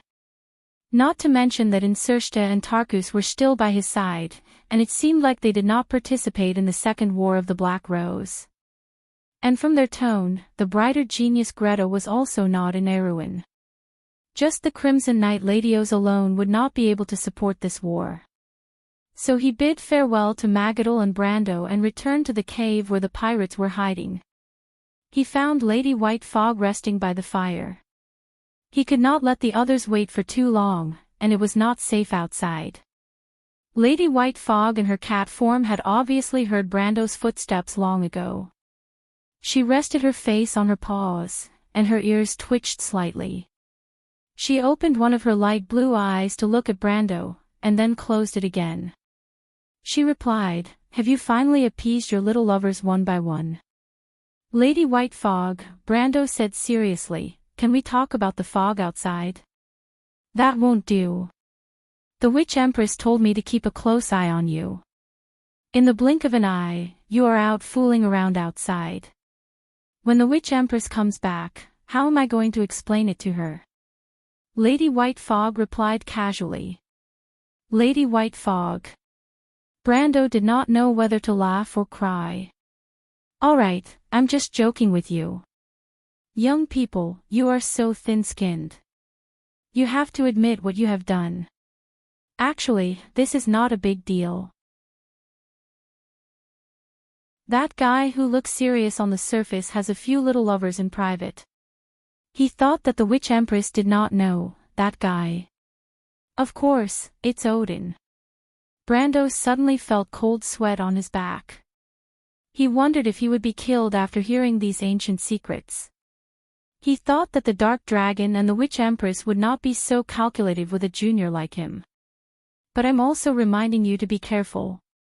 Don't let your backyard catch fire. Mistress of the White Mist. Those are the unnamed ones. Don't tell me you don't recognize them. Only then did White Fog open her eyes again. She stood up, stretched her two front paws on the ground, waved her tail, and replied, "What do you want to know about them?" Brando thought for a moment and replied, "Humans know little about the unnamed ones.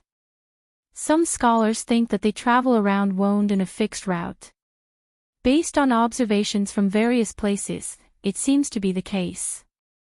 The areas where the unnamed ones appear more often form a closed ring around Wonde. It's just that people don't know much about the part of this line that extends into the Great Glacier. He added, in fact, people don't know much about the Great Glacier itself. However, he did not say that the so-called, some scholars' view was actually the general understanding of later generations. However, his memory of the information on the forum had become more and more vague recently.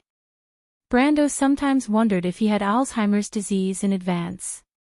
However, one thing he at least knew was that until the Year of the Stars, the players knew little about the Great Glacier.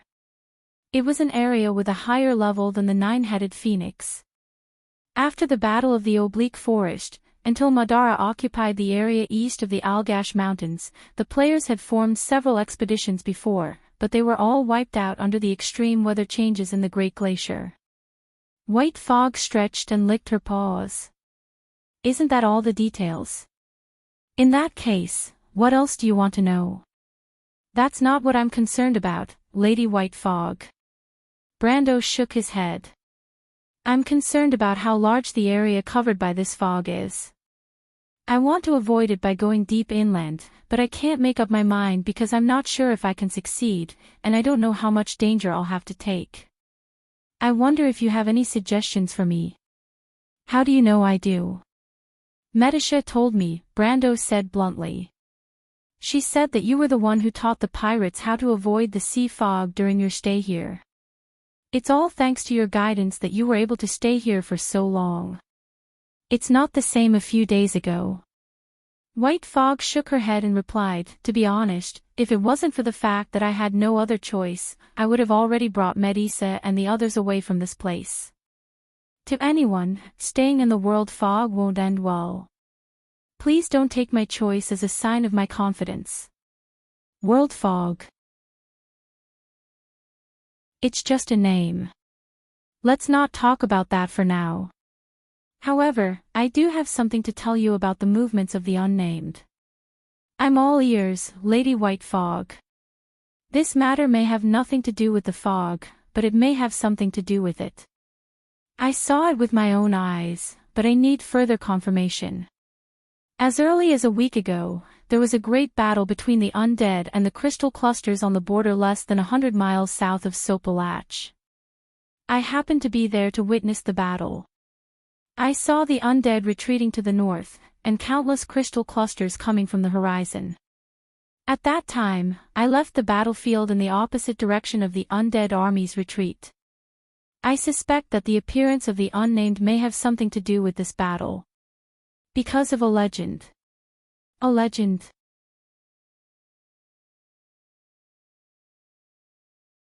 Chapter 1286. The Black Rose of Roman Tuo was retreating north. This was the second time Brando had heard similar news in a month, but the situation in the news seemed to be worse. The defeat of the undead at Rosaline seemed to have led to their defeat on the entire front. The battle that Lady White Fog witnessed a week ago in the south of Sopalach was not too far away. The Crystal Army might have even been stationed in an area near Sopalach.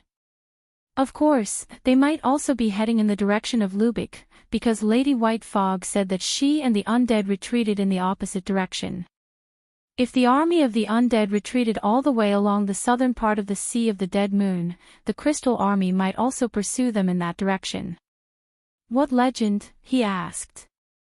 In the era of the Myurnas, some ancient legends mentioned that the Lost Names marched around Wone to protect the world. What? How is that possible?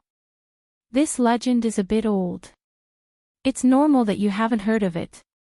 It has been circulating on the earth for a long time in the era of the Myurnas. Brando, think about it carefully. How did the Lost Names march around Wone? Brando recalled the route of the Lost Names and found that whether it was in Erewhon, Cruz, or somewhere else, it just separated the Land of Order from the Black Forest. Although there were some places that were not like this, most of those places were territories that humans later opened up, such as the southern part of Erewhon. It's very special. You want to say that the Lost Names came from the war between the undead and the Crystal Army, Lady White Fog? The war between the undead and the Crystal Army? Lady White Fog jumped onto the exhaust pipe of the stove and looked down at him. Brendel, Do you know why I'm suddenly talking to you about these irrelevant things? Because I want you to go through this fog and see for yourself the battlefield of this war. Brando was stunned. He did not expect Lady White Fog to suddenly mention this. Shouldn't they be discussing how to safely avoid the fog? I don't quite understand. He frowned and asked. You will understand. Aren't you curious as to why the Silver Queen is so hysterical? Haven't you been searching for the truth of what happened to your grandfather 60 years ago? Perhaps when you see that scene, you will understand. She took 2 elegant steps on the exhaust pipe, curled her tail, and said in a unique tone. Since we came to this place, I've been thinking about why we came here. We entered the elemental frontier from Rushta. Even if the flow of magic deviated, it shouldn't have sent us out of the world of order, tens of thousands of miles away from Wonde. Until I saw that war, I had a thought in my mind. Perhaps there was a will that was hinting something to me. Perhaps it was Lady Tata, the Dragon Queen, the Witch Empress, or perhaps it was an even greater will. But none of this is important. Brando, this thought became extremely clear the moment I saw you. Do you know what that is? Brando looked at her silently. Speaking of this, Lady White Fog turned around and looked at Brando. The prismatic pupils in her eyes were vertical. I came to this era with a mission. I know everything that happened in that era. But now, very few people are familiar with that history. The sages left many words for the future generations. I think it's time to tell you some of the truth. Brando lowered his head as if he was thinking. Are you serious, Lady White Fog? He looked up again and asked, You want us to go through that fog? Brando, have I ever lied to you? I understand. I trust you, Lady White Fog. But what about the others? They have nothing to do with this. Lady White Fog jumped down from the exhaust pipe and landed lightly on the ground. She looked up at him and said, Do you really think they have nothing to do with this? Brando shut his mouth. Take them all to sea, Brando, Lady White Fog said, You're not the savior, and neither is Odin. He just told me that he understood it too late. Everyone has to learn how to save themselves, but before that, they have to understand what kind of danger they're in. Brando did not expect that he would get such an answer, but there seemed to be no better way. He knew that Lady White Fog would not lie to him. She was the spirit of an ancient witch from an era ago. No one here knew more about this mysterious knowledge than she did. He could only trust her for now, unless he stubbornly found his own way. But Brando was never that kind of person. He thought for a while and decided to follow this path. Lady White Fog seemed to want to show everyone something. He had some guesses, but everything could only be revealed after he saw it. Subconsciously, he did not want to believe it. Because if all of this was true, then it would be too hopeless. Brando returned to the team with this thought. Insursta and Tarkus had been waiting for a long time, but the thing the undead did not lack the most was time. They had almost an eternity to wait, and did not have the worries of mortals. On the other hand, the people on the Phantom Chariot side were a little anxious. This anxiety did not only come from the uneasy waiting, but also from the fear of an unknown fate. This was especially obvious in the leaders. Feng Qi and the 2 Phantom Chariot elders did not seem to be afraid, because they knew their situation better. Influenced by them, the servants were more or less performing much better than the sailors. When Brando returned to the team, Insursta had gotten to know Medisha, the little silver elf princess. His attitude was surprisingly good, and he even asked about Medisha's past experiences. However, it was not because the little princess was a rare beauty, but because Medisha's cavemen and tree elf guards fought against Madara at the end of the First War of the Black Rose. Her opponent was the rising star of the Dead Moon Empire. The temporary beauty of humans was so fragile in the eyes of eternity. Even the elves were just bones that rotted slower. However, a good commander knew how to respect an equally good opponent, because only the latter could show the value of their existence. In comparison, beauties like Hippamra and Princess Magadol were much duller in the eyes of Insursta. They were just names or code names, and did not attract his attention. On the other hand, Fong Chi was very attentive, but when he saw Brando appear, his face immediately fell, and he obediently hid in a corner. Obviously, the experience in Port Guscel had left a psychological shadow on this proud son of heaven. Brendel ordered everyone to regroup and set off, but he dismissed the pirates under White Mist's command. These people had committed all sorts of crimes, and he really did not want to bring them along. He did not immediately execute them because they had helped White Mist a lot in the past few days. However, the pirates did not think that Brando's dismissal of them was an act of abandonment. Instead, it was as if they had been pardoned. Obviously, they did not have a good time under Lady White Mist. White Mist walked out of the cave and looked at the pirates from afar. Her eyes were full of pity. These people did not understand that sometimes, freedom was not a good thing. However, becoming a nameless person could be considered a process of atonement for their past sins. From this point of view, it was not a bad thing.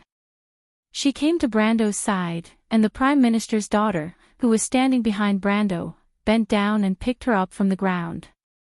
She praised, "So elegant." White Mist snorted softly, "Humph, you don't have to deliberately flatter me. I need to find a backer, or else Miss Metasha will always want to kill me." "She won't kill you. Don't think of everyone like you." She swore an oath of vengeance. "You asked for it. Doesn't Lady White Mist need a full-time servant?" White Mist sighed, "Do you know how to comb?" "A little. I have a cat at home." "Don't compare me to them, thank you.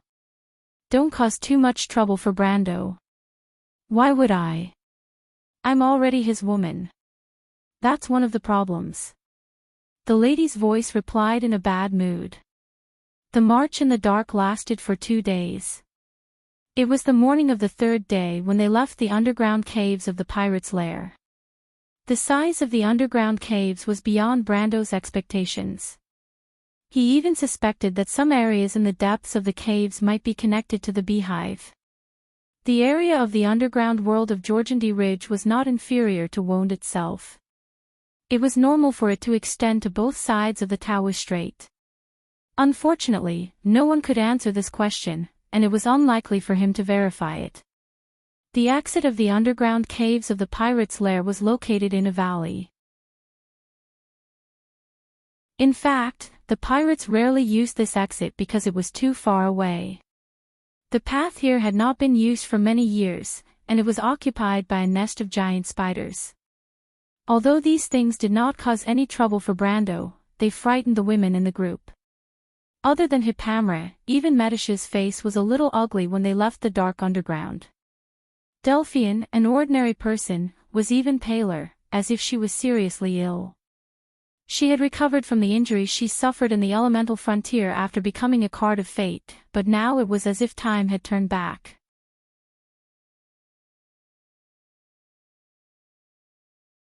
Chapter 1287. This situation continued until the end of their journey in the dark underground. At first, Brando had to take on the responsibility of carrying the Prime Minister's daughter forward. Delphian seemed to be grateful for this, but it was not long before her disguise was mercilessly exposed by Metasha. The Silver Elf Princess decisively lightened the burden of her lord and carried Delphian forward. But for some reason, the Prime Minister's daughter's expression seemed to become worse. Brando pretended not to see the open and covert struggle between the little princess and Delphian. When he led everyone out of the valley, he found that the entrance of the cave had been tightly sealed by the vegetation outside. So he had to pull out Odorfice to cut off the vines and pull them apart. Thousands of mottled insects of various colors scattered as if they were fleeing for their lives. The cave was filled with screams again.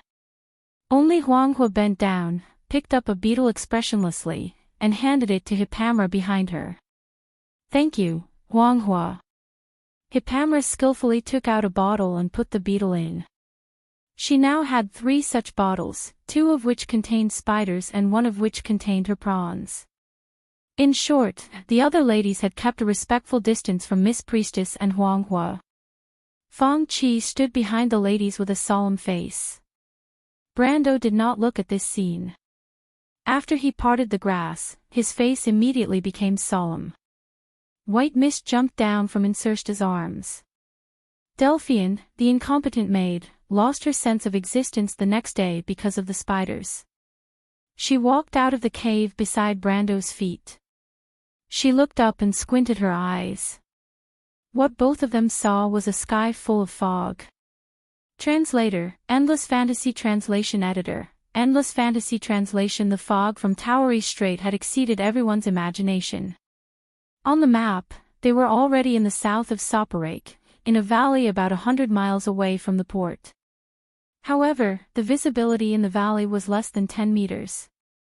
Beyond 10 meters, it was a vast expanse of whiteness.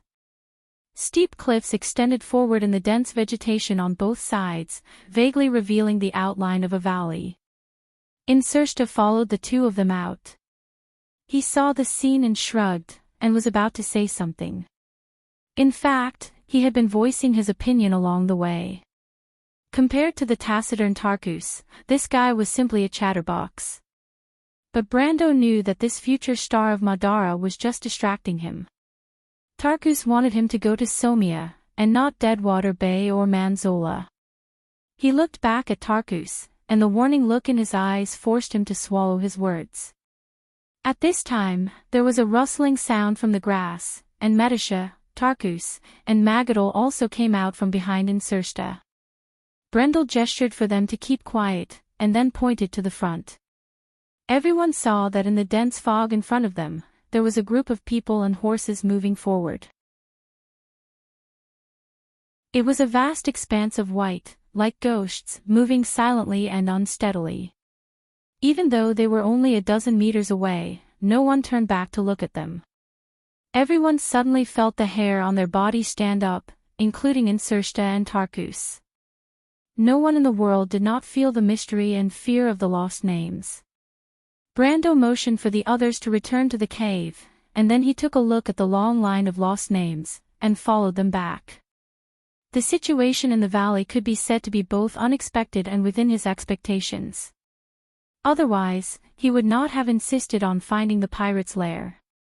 Marching in the dark was boring, but it helped them a lot. From the area of Sopalach Fjord to the nearby inland area, it was all rugged mountain roads. They could not move faster than the spreading fog, and it was hopeless to think about walking more than 100 miles under these messy things. But he was a little surprised that the fog could spread so quickly inland. He asked the White Fog Lady's advice for insurance, but he did not expect it to be a prophecy. Now it seemed that he really had to consider the possibility of going deep into the fog. What should we do?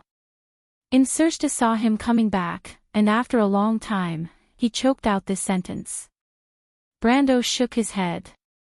There were only 2 possibilities in front of him. The best choice was undoubtedly to go west to the port cities of Deadwater Bay or Manzola, so that they could keep parallel to the direction of the army of the lost names and avoid running into the center of the fog. Then they could also take a ship from Manzola or Deadwater Bay, and it would be convenient for them to go to Erewhon or Phoenix Fire and return to the Green Jade Hill. But there was a huge problem here, that was, they did not know the current situation of Manzola and Deadwater Bay. Had it become the same situation as Gusel and Sopalach there? Was there the same fog on the sea? No one could say for sure. The other way was to go north, and enter places like Somia or the Bone Dragon Cliff as Insersta and the others hoped. The former was the hometown of the skeleton Lord Cabias, who he killed in Castle Abes, and was one of Madara's largest territories in the south of the Sea of the Dying Moon. The latter was said to have a bone dragon tomb, but unfortunately, because it was a forbidden zone for players, it had always been a rumor. Both of these places were deep in the hinterland of Madara. Insursta and Tarkus originally wanted him to choose this path because it was actually the only way to cross Madara by land. If they took this path, then going to the realm of eternal death would be an inevitable choice. And if he chose to take a ship from Deadwater Bay or Manzola to Erewhon, the other party's plan would obviously be in vain.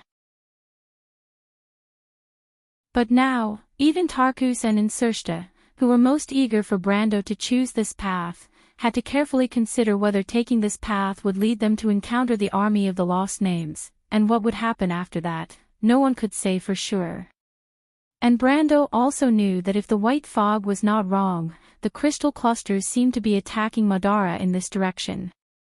In other words, if he chose this path, he might really have to go to the battlefield. Brando opened the map, and Delphian immediately took the turpentine torch from the skeleton soldier beside her, supported herself against the wall, and went over to illuminate the former. Brando looked up at her, and the pale face of the Prime Minister's daughter was covered with fine beads of sweat. He shook his head and felt that Delphian did not have to do this at all, but she seemed to be deliberately trying to torture him. With this thought in mind, he looked at the map carefully. Although he did listen to the White Fog Lady's advice, it meant that they had to plunge into the fog without a clue. The White Fog Lady only asked him to see the war between the crystal clusters and the undead, not to let them face the Lost Names head-on. This was obvious. If they could avoid it, of course, it was best to avoid it. Which path? He asked. Somia. It was Delphian who answered him. Brendel raised his head and looked at the Prime Minister's daughter. From her light purple eyes, he could tell what she was thinking. She still had not given up on that thing, the mystery of the emerald, even under such circumstances. Although he always knew that the other party was almost unreasonable in her bigotry, the resolute answer of the Prime Minister's daughter still gave him a different kind of shock. In a sense, this could be said to be madness, but it also had a different kind of charm. Is it in that place? This time it was Metisha who spoke. The little silver elf princess stared at Delphian with her silver eyes. Her serious expression was the same as when she argued with the Prime Minister's daughter in Rushta. In this world, other than his own life, Brando had never hidden anything from four people, and that was the Roman, Allium Japonicum, Metisha, and Amandina.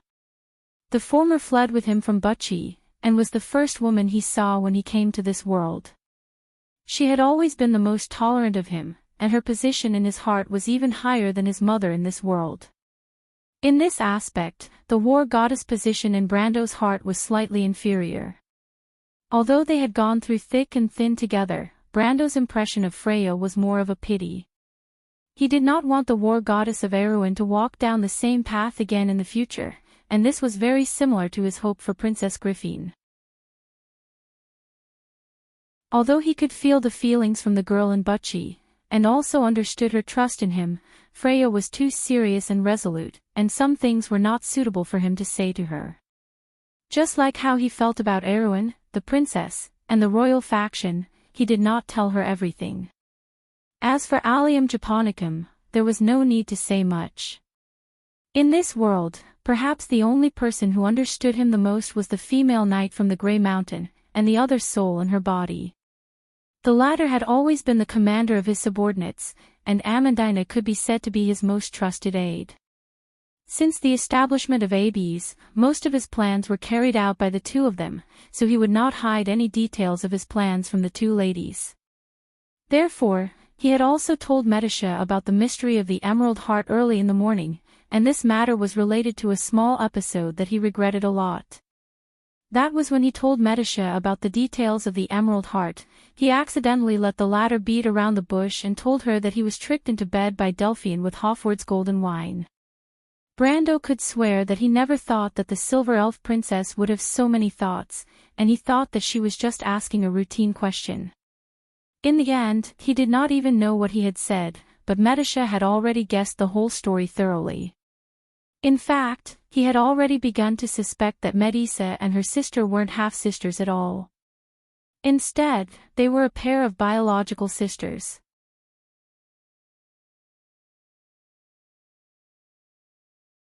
Chapter 1288.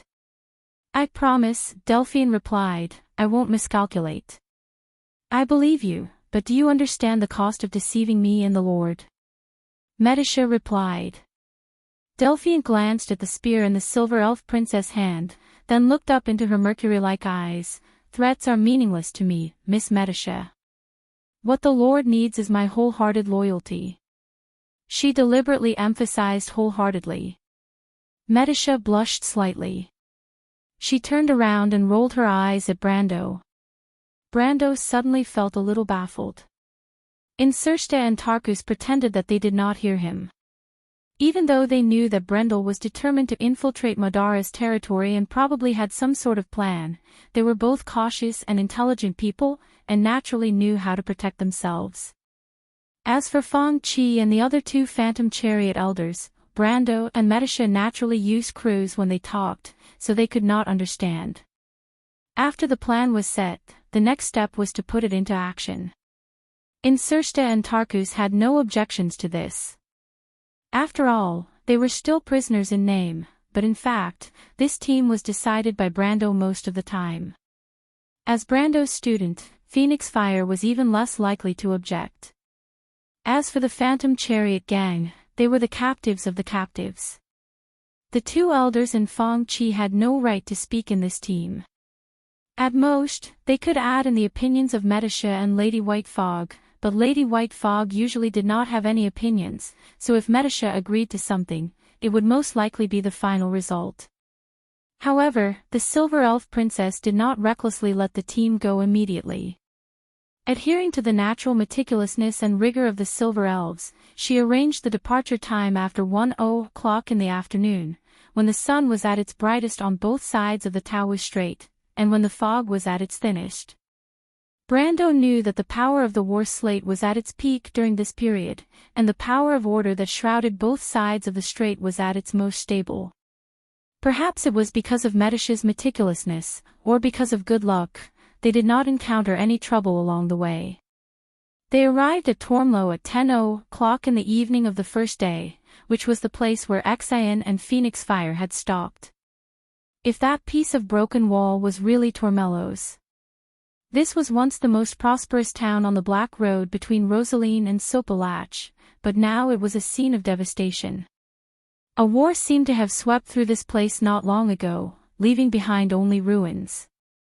The battlefield was full of corpses of the Crystal Cluster monsters and humans.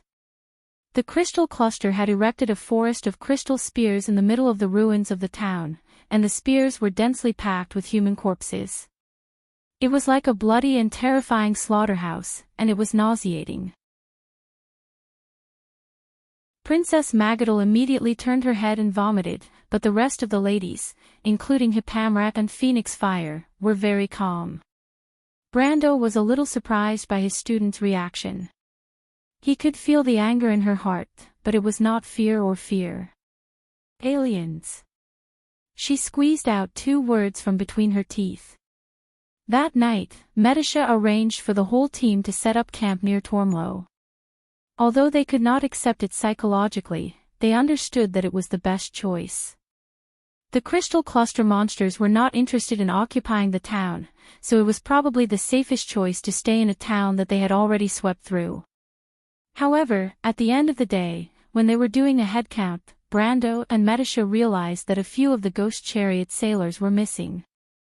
These people had sneaked away, or disappeared for some other reason.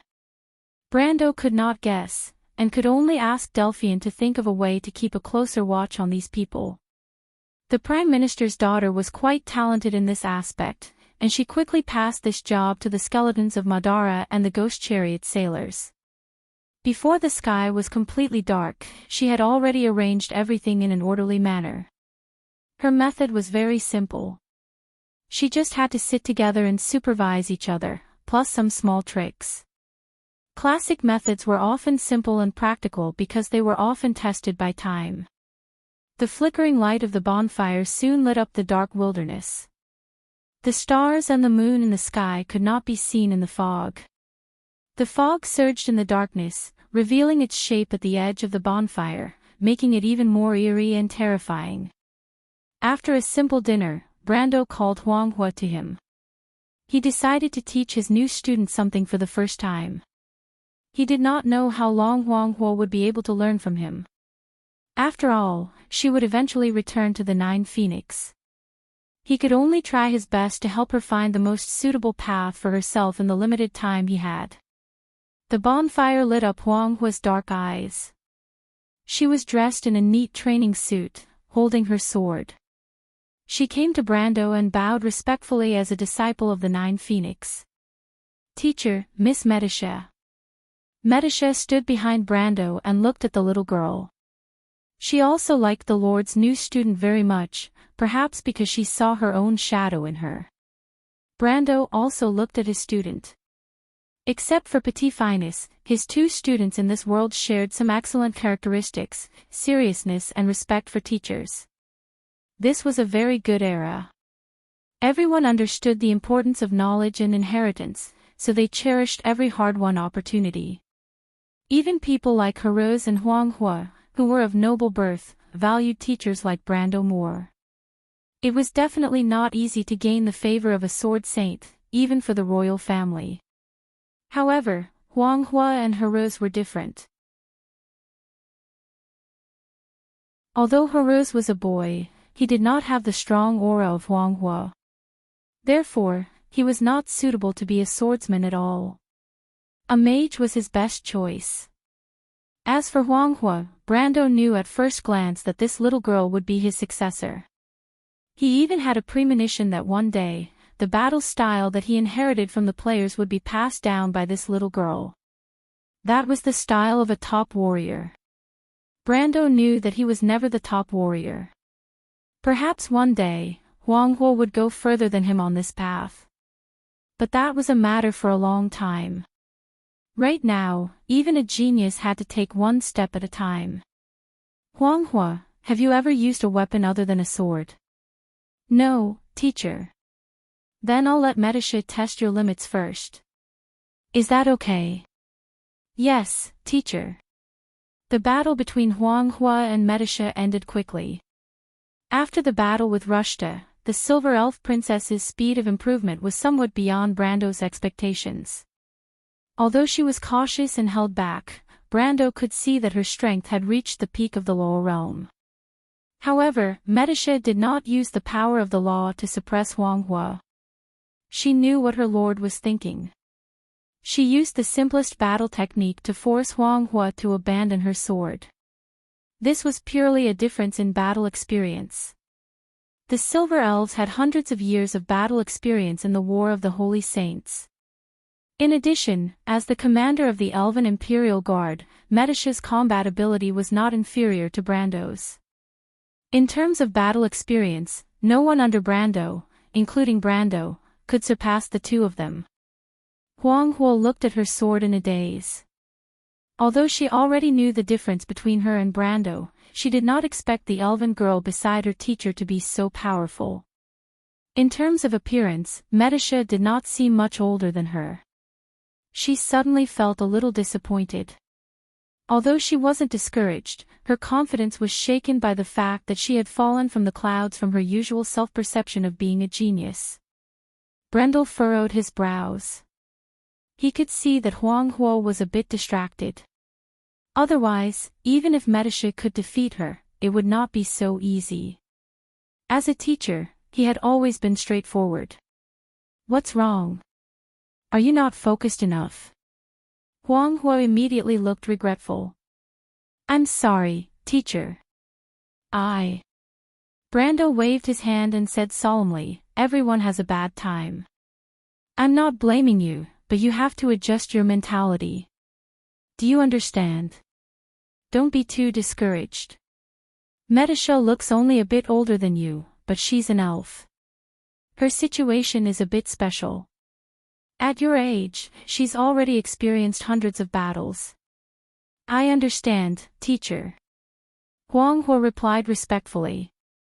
Brando turned his head and looked at Medisha. He did not let Medisha fight with Huang Hua to hurt his student's confidence. He was not that shallow. Moreover, he knew how outstanding his student was. She would not be arrogant because of her talent. Medisha met her lord's gaze. She hesitated and said, Huanghua is not suitable to use a sword. It's not that she's restricted by the sword. It's that the sword is restricting her. The sword is restricting me. Huanghua was taken aback. She looked up at Medisha and her teacher. It was rare for her to be in a daze. She was a bit cute. To be exact, it's the things you learn that are restricting you. I heard from the Lord that the Sword of Hellfire Red Lotus that you practice is one of the best sword techniques in the 9 Phoenixes. However, because this sword technique is too outstanding, it's restricting your imagination and talent. The more powerful a sword technique is, the more the person who learns it will rely on it. I know some of the secret sword techniques of the Silver Elves. The descendants who practice it are often worse than the previous generation. Those who are extremely talented are often burdened by the inheritance and cannot open up their own path. That's the situation, Medisha answered seriously.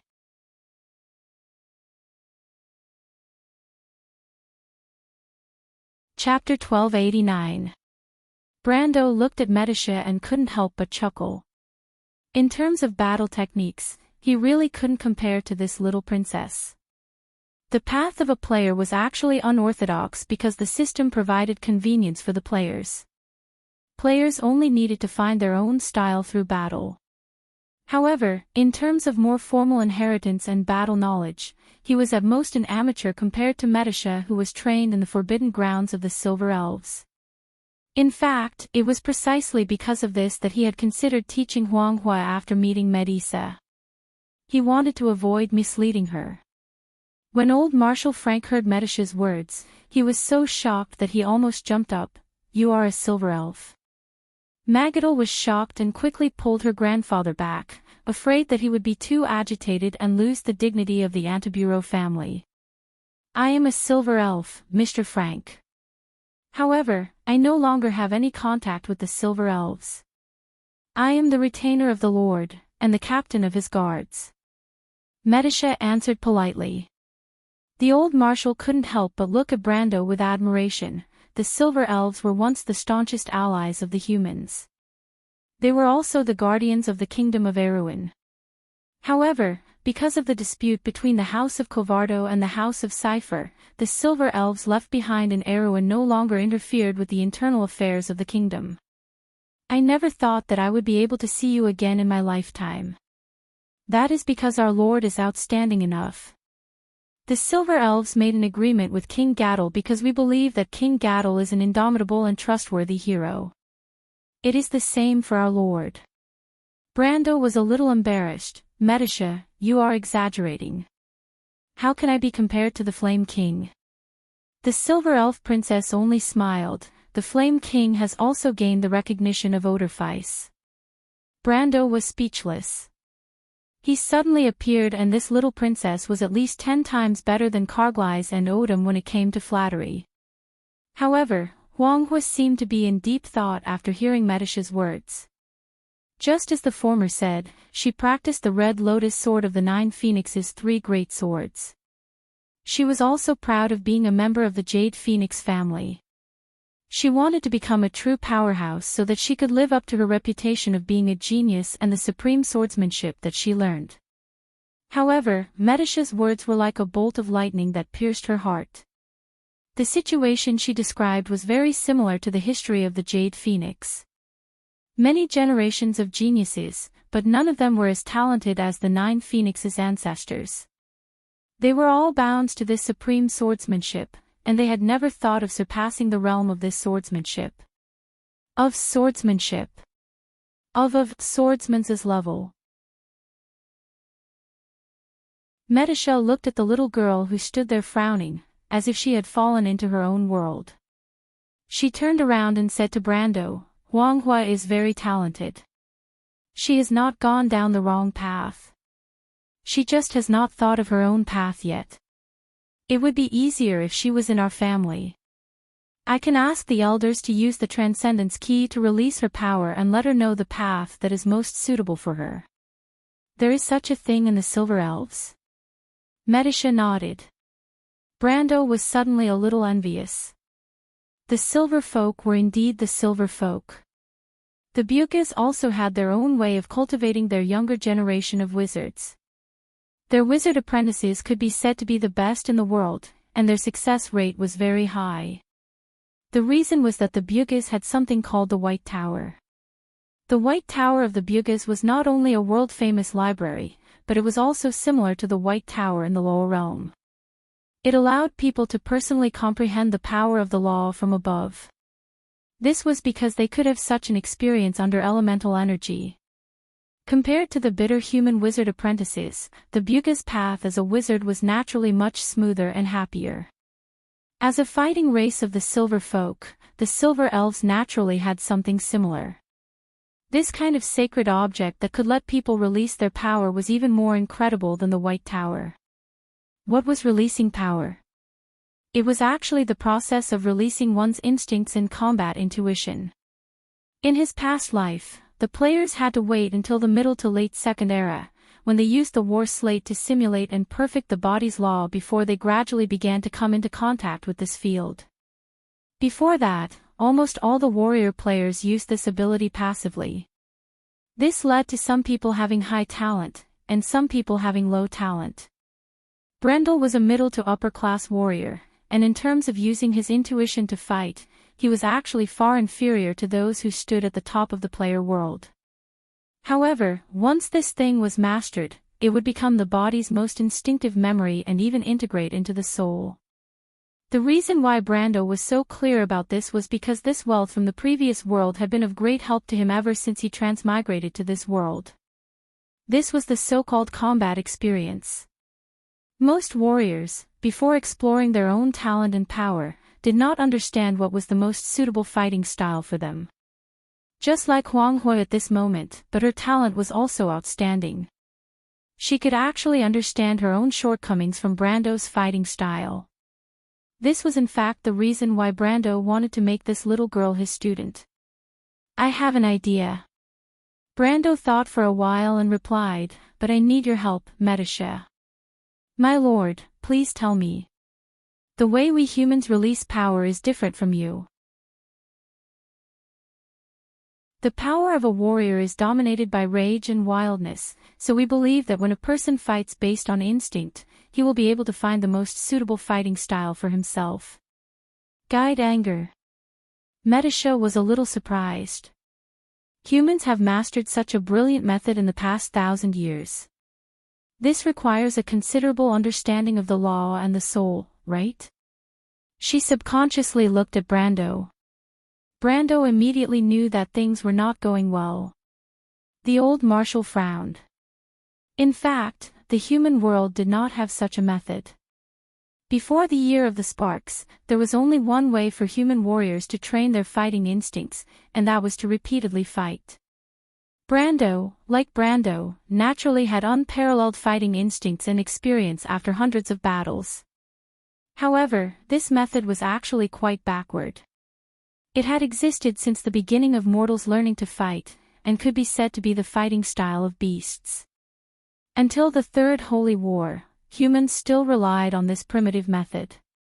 Fortunately, the old marshal had been away from Wone for half a century, and he was not sure if the Holy Cathedral of Fire or the other major holy cathedrals had come up with new methods in the past few decades. He only frowned and did not express any opinions. This gave Brando a chance to cover up his lie. His method was, of course, summed up by that system. In fact, it was also a method that existed in the Amber Sword for the convenience of the players. This method was shown in the game as a quest called Guide Anger. It was similar to the Elemental Activation quest, but only warriors could receive it. The process of completing this quest was the process of guiding anger. The chain of quests was done very well, and even received praise from the players at the time. However, Brando still felt a little strange when he thought about it. He always felt that he had learned something in the chain of quests. Otherwise, he would not have been able to directly apply his combat experience in the game after transmigrating. Of course, this was not what he needed to think about now, but how to simulate the method in the game.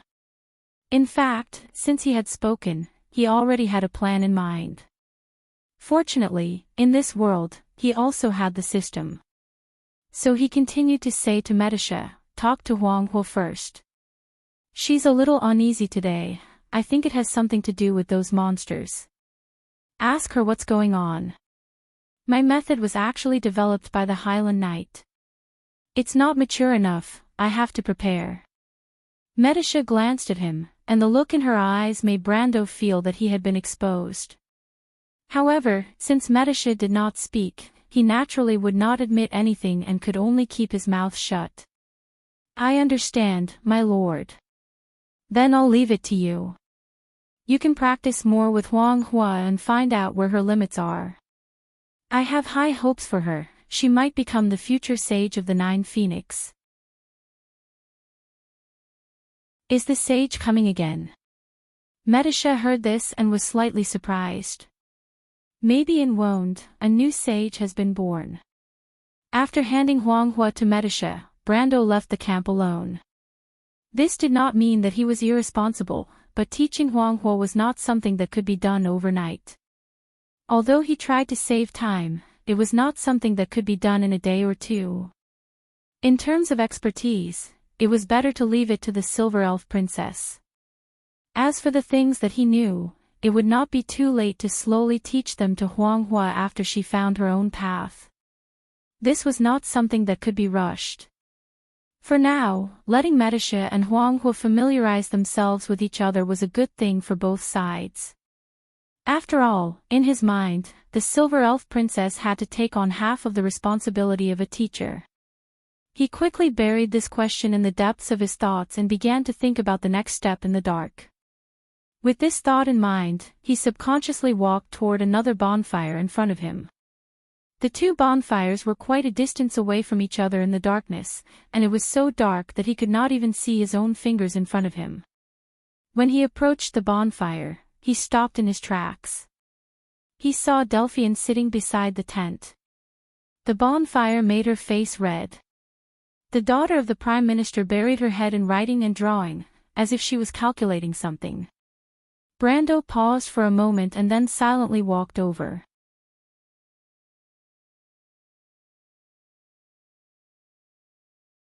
Chapter 1290. Delphian seemed to be so focused that she didn't even notice Brando walking up to her. Brando looked at the Prime Minister's daughter's slender neck that was exposed because she was burying her head in her work.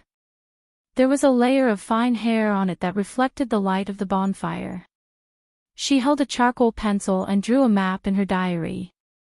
Speaking of which, this Prime Minister's daughter was worthy of her status as a noble lady. Her art skills were quite outstanding. Not only was she good at sketching and oil painting, she even knew how to carve and have some understanding of murals. She could write poetry and was very accomplished in literature. She was also very talented in music and religion.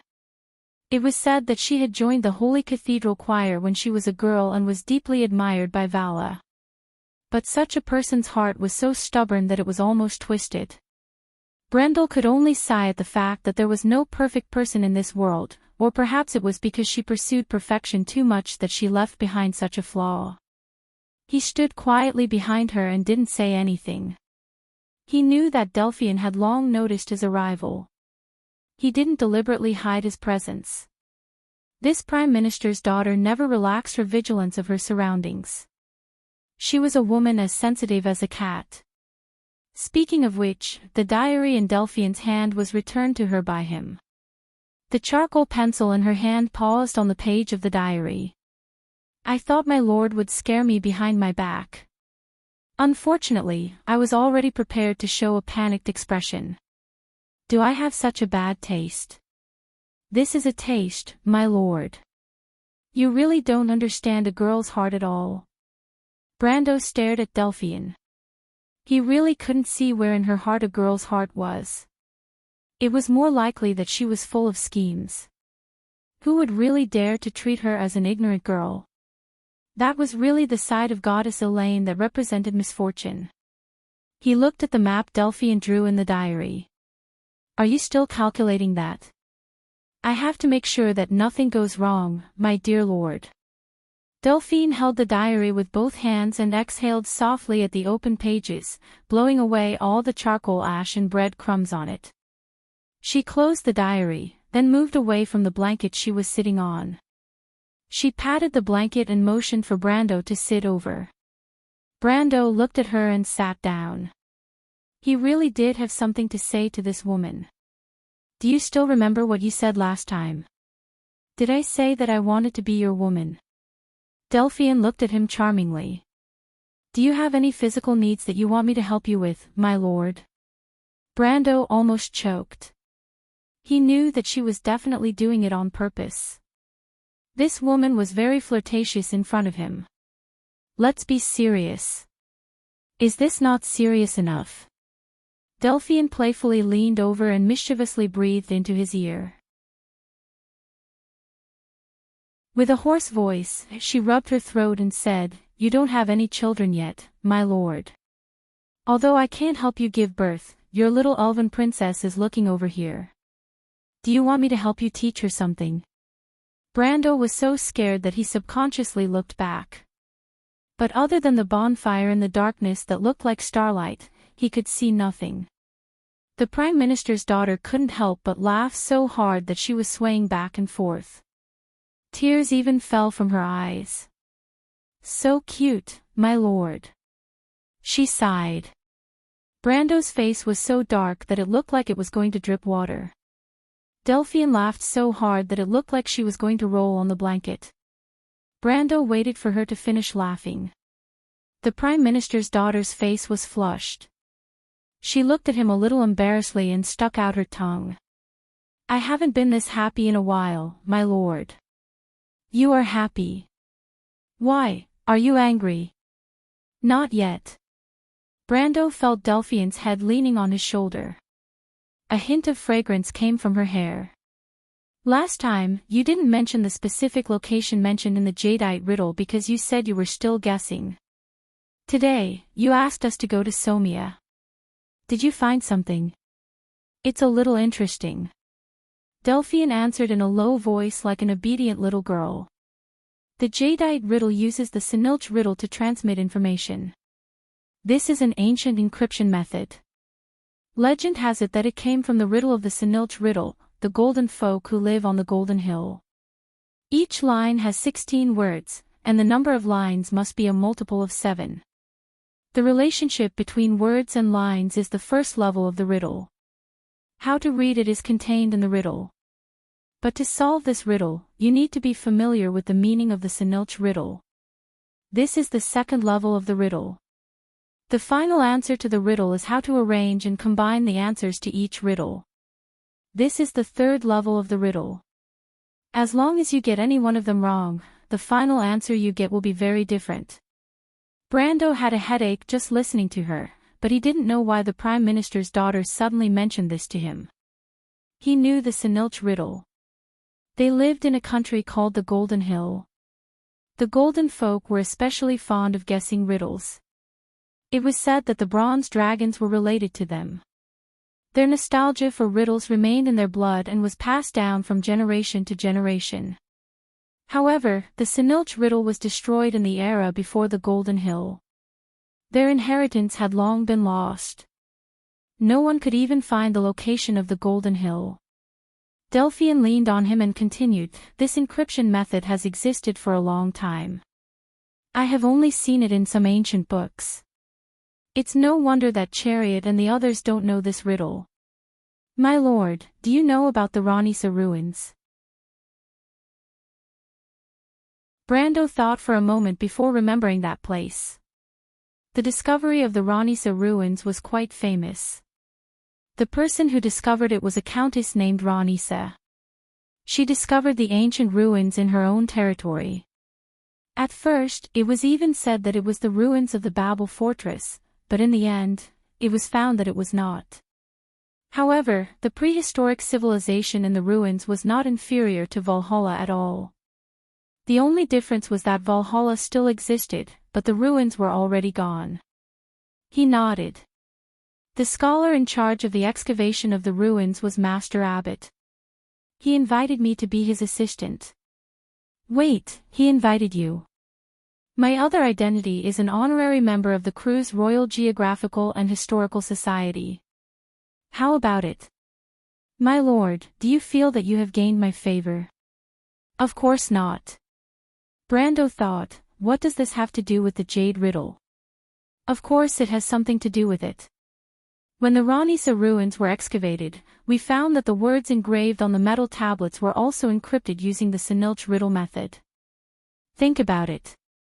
The two places thousands of miles apart have different cultures, inheritances, customs, and languages.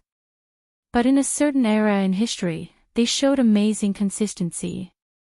Brando faintly felt something that he couldn't grasp flashing through his mind. He frowned and asked, what does that mean? It means that it's very interesting, isn't it? My lord's orb of nature is called the Orb of Nature in Wound, but in Nine Phoenix, it has the name of the heart of the Azure Dragon.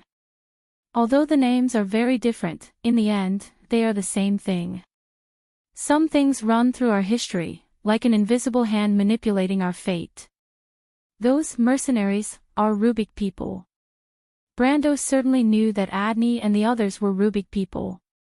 The knights did not hide their belief in God Ra. But what did Delphian mean by that? Did Adney and the others also come for something similar? Perhaps it was possible. Wound had the Azure Lance, Nine Phoenix had the Jade Dragon Sword, so why couldn't Rubik have a similar legend? He suddenly recalled the grey light that he had seen in Rosaline that day, and he suddenly understood why the knights had come looking for him. But he couldn't get that thing out, so he couldn't help but feel a little troubled. You solved the riddle. Yes. Delphian leaned her cheek on his shoulder and replied, My lord, a lot of ancient information in this world has been encrypted in the same way. Some are riddles of Theniel, some are dragon prayers. My understanding of these knowledge is only superficial, but other than me, there are not many people in this world who can solve them. I will definitely make you feel that it's worth it. Don't think of yourself as something that can be bought and sold, Miss Delphian. Being bought and sold means that it has value. I'd rather be a rare commodity than a mediocre person. Brando shook his head. He really couldn't understand this woman's way of thinking. He didn't intend to persuade her. He only asked, where is it? It's in the south of the Sea of the Dying Moon, deep under the dry sea in the lowlands. At present, I can only confirm this much. The Sea of the Dying Moon was a vast inland sea, but in the past, it used to be even more vast. In the past 1,000 years, this inland sea had been shrinking, leaving behind a dry seabed. In the south of the Sea of the Dying Moon, a lowland swamp area was formed. This was the place that Delphian mentioned. This lowland had always been a forbidden area, and it was the same for the undead. It was an area similar to the Black Forest. Although this forest was different, it was also full of danger. Brando nodded. He thought that the answer to the riddle of the Jadeite should also be in this area. After an unknown period of time, Delphian seemed to have lost her breath. He turned his head and found that the Prime Minister's daughter had fallen asleep with her head down. She snuggled up to him tightly, her expression was very peaceful, and even her breathing seemed to have become gentle. The diary slipped from her hand, and the charcoal pencil fell to the side. Brando sighed, pulled up the blanket from the ground, and covered her. The Prime Minister's daughter seemed to have had a good dream, and her slender eyebrows slightly relaxed.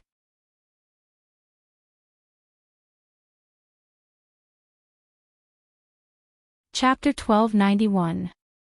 Beside the bonfire, Medisha looked at Huang Hua, who had changed into her normal clothes. The bonfire made the face of the princess of the Jade Phoenix clan red. Huang Hua, you have something on your mind, don't you? Huang Hua looked at her in surprise. Is teacher angry? His lordship won't be angry over such a small matter. You don't have to worry. Medisha shook her head. But it's important to stay focused.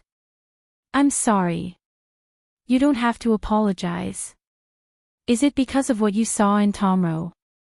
I noticed that you were not in the right mood at that time. Yes, Miss Medisha. Call me sister. Sister Medisha. What's going on? My mother, I understand. Medisha looked at her lovingly.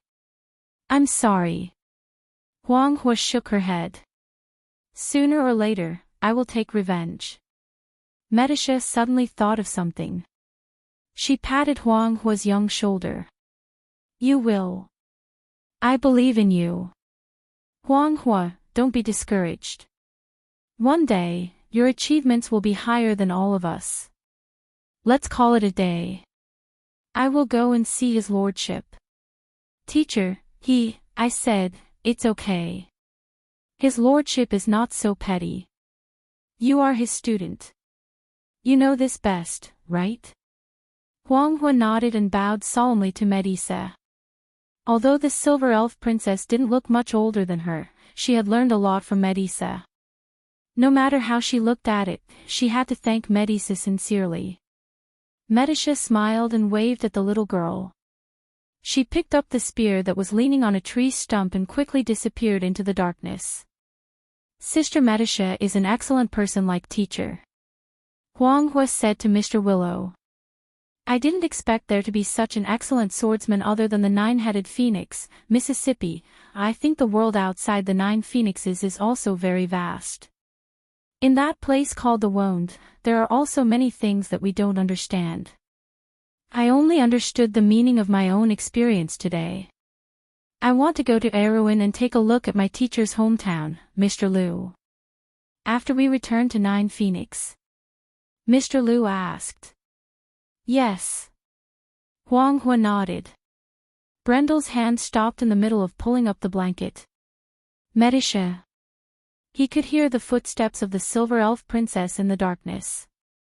Medisha came to his side and looked at the Prime Minister's daughter who was sleeping soundly on his body. She sat down beside Brando and asked without turning her head, Do you believe her words, my lord? What about you, Medisha? Brando felt Medisha leaning forward slightly and leaning on his back with Delphian. He suddenly felt a little scared. Medisha. She can, but I can't. I thought you wouldn't fight for a woman's affection. Brando was speechless. Because I also deeply admire you, my lord. From the moment you woke me up from the darkness, my heart and my life were like a nightingale singing softly. It told me who the most important person in my life is. Medisha's voice was low and filled with the unique softness of an elf. She seemed to be narrating a love poem, which made Brando stunned. He understood Medisha's love for him, but he didn't expect it to be so deep. I can concede in front of the Roman and Miss Freya, I can concede in front of Scarlet, and I can even concede in front of Miss Delphian, but she can't. I won't allow myself to lose to Miss Delphian. My lord, do you understand Medisha's heart? Brando turned his head. Medisha was half kneeling, looking at him with eyes like stars. Her eyes were filled with stubbornness and uneasiness. Brando felt as if the softest part of his heart had been hit hard. What other choice did he have? The distance between their eyes was getting closer and closer. Medisha closed her eyes, her eyelashes drooping down like a fan, shyly trembling. I love you, my lord. She said uneasily. Medisha, please answer me seriously, my lord. Yes, you will always be my princess, Medisha. After a long time, their lips parted. The silver elf princess's silver eyes were filled with happiness. She hugged Brando's neck tightly, her whole body leaning against him, her soft chest pressing against his back. So this is how Miss Scarlet feels. I really envy her. Why do you say that? Because I also want to be a real person, to be able to accompany my lord. Even now, my heart is full of satisfaction. Thank you, my lord. Brando's heart was heavy. The two of them leaned against each other silently. He didn't know how much time had passed, but he suddenly felt Delphine shiver beside him. He subconsciously thought that the Prime Minister's daughter was pretending to be asleep again. Medusa also seemed to have noticed this. She raised her head and looked at the woman. But Delphian frowned, as if she had fallen into a nightmare. She bit her lips, occasionally whispering a few words from her throat. Until the two of them heard her words clearly. "I'm sorry, Elman." Medusa's hands suddenly froze. She looked at Brando. Brando sighed. "That's her fiancé. Does Miss Delphian love him very much?" Brando shook his head. "She loves herself." "But why?" "I don't know, maybe she already knew this in her heart. She wants to be cold-blooded, but she also wants to be able to have true love. Maybe Martha gave her everything, but also gave this lady a conflicted heart." "The heavens are always fair." Medusa opened her mouth, but she did not know what to say. She looked at the Prime Minister's daughter with pity. Brando also sighed and gently pulled up the blanket covering her body. 3 days later. A lonely high ground stood in the middle of the fog. Rustling footsteps gradually came from behind the white fog, and a figure gradually emerged from the fog. He stopped on the high ground and looked around. The cold wind blew at his worn collar, and all he could see was a white world. The fog that filled the sky moved slowly in the morning breeze. The fog seemed to be a desolate and uninhabited wilderness. There were a few trees bearing their fangs and brandishing their claws in the distance, which was probably the only reference in this white world. There were no villages, no roads, and nothing that could attract attention. Apart from the sound of breathing, it seemed to be a lonely world. "What is this place?" An abrupt voice came from behind. Brendel turned around and, as expected, saw Insursta's face, which looked as if it had not yet woken up.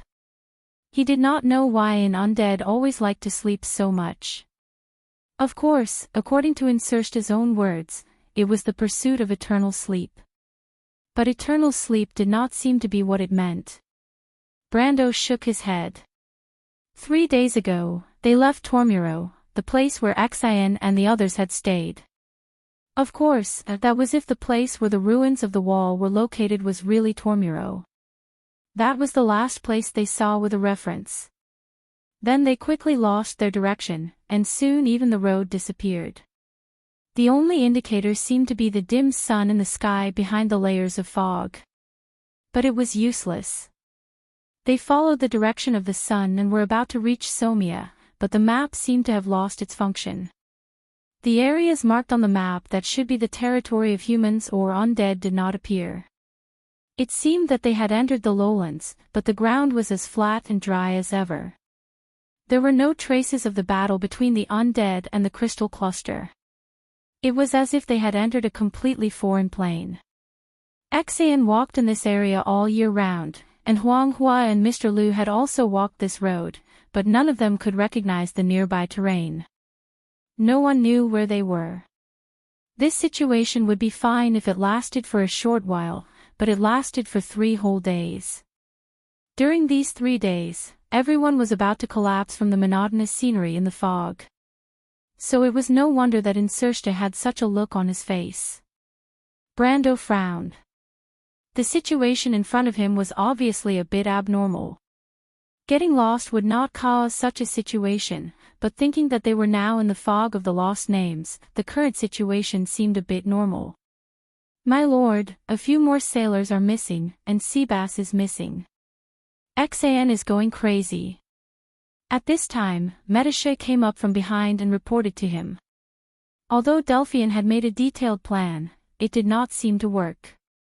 These days, the team had been shrinking, and a few people would disappear inexplicably every day.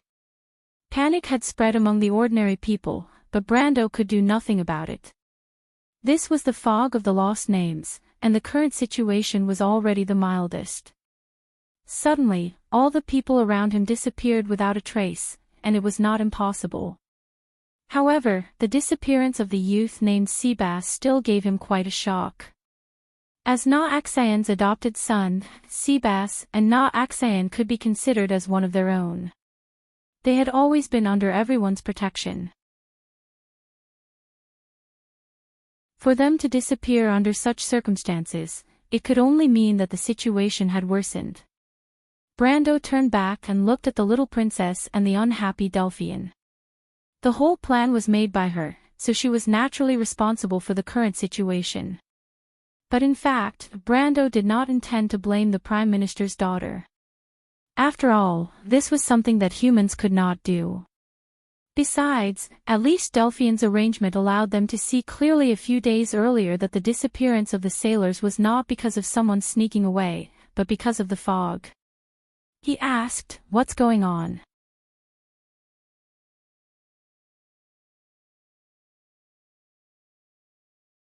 Chapter 1292. Sir Count, I promised my old partner to take care of Seabass. I'm still a man, so I have to keep my promise. Now that Seabass has disappeared, I know that this damned fog is very strange. You don't have any obligations, but I want to leave alone and go to the place from yesterday to take a look.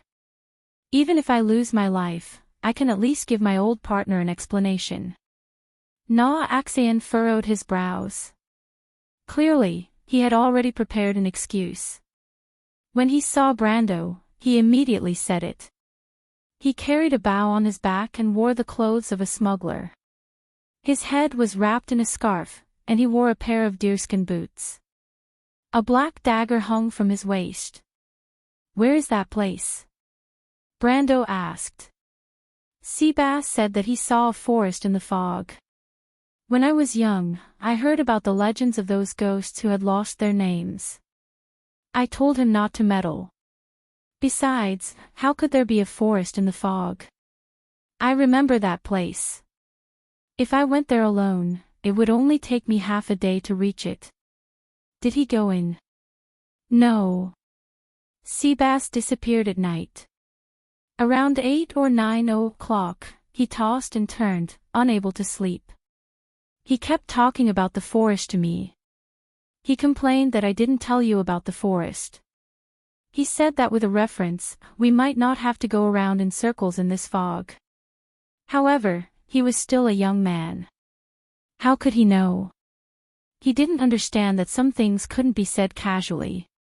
I reprimanded him and told him not to let his imagination run wild and go to sleep, but he didn't agree. When I turned around, there was no trace of him in the tent. Na Axion's throat trembled, revealing a frightened expression. I was afraid that he would run out alone and do something stupid.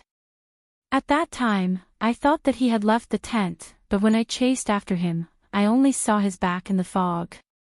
Sir Count, that place was at least 100 yards away from my tent. That child Seabass, I didn't teach him any martial arts. In the blink of an eye, he definitely couldn't have run that far. I desperately called out his name, but he turned a deaf ear to me. I put on my jacket and chased after him, but before I could get close, I felt someone bump into me from behind. When I woke up again, it was already morning.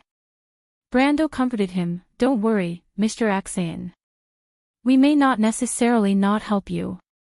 Seabass has already been missing for a night. Why don't you stay and wait for a while? You're an insider. Who knows, we might need your help later. But, my lord, it doesn't matter. We're going around in circles in this fog anyway. Seabass might not be wrong. Since someone saw the forest in the fog, it means that it existed before."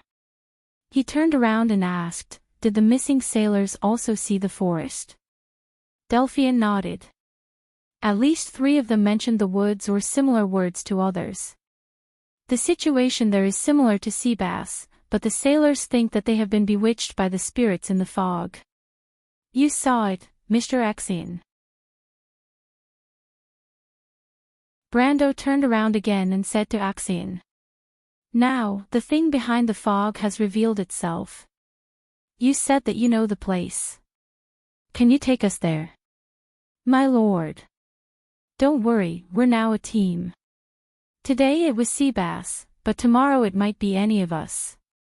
Instead of wasting time aimlessly here, it's better to grab hold of the clues in front of us. What do you think? Brando comforted him. Xan was in awe.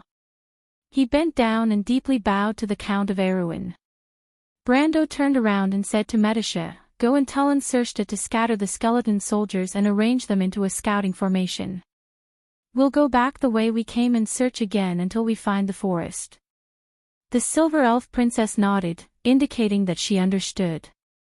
She asked again, "Is there anything else you need, my lord?" Brando thought for a moment and called out to her. "Tell him to divide the skeleton soldiers into small teams. Each team must be equipped with 2 liches, not 1. There must be a mid-level liches in each team.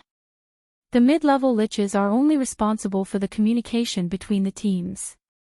The core of the team is still the low-level liches."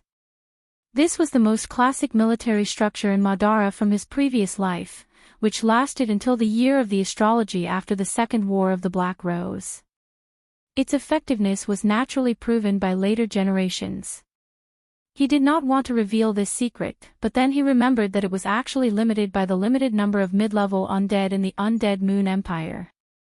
Before they found a more effective way to transform the undead, this military structure was not as threatening to Erewhon as a genius general like Enrich himself. But for Enrich and Tarkus, this little secret was priceless. At least a part of the highly efficient undead organization was still available to the new generation of dark nobles supported by traditional forces. But I hope you won't use this method to let me see it on Erewhon's battlefield. Otherwise, you'll be out of luck. Brando looked at Medisha's back and could not help but think in his heart.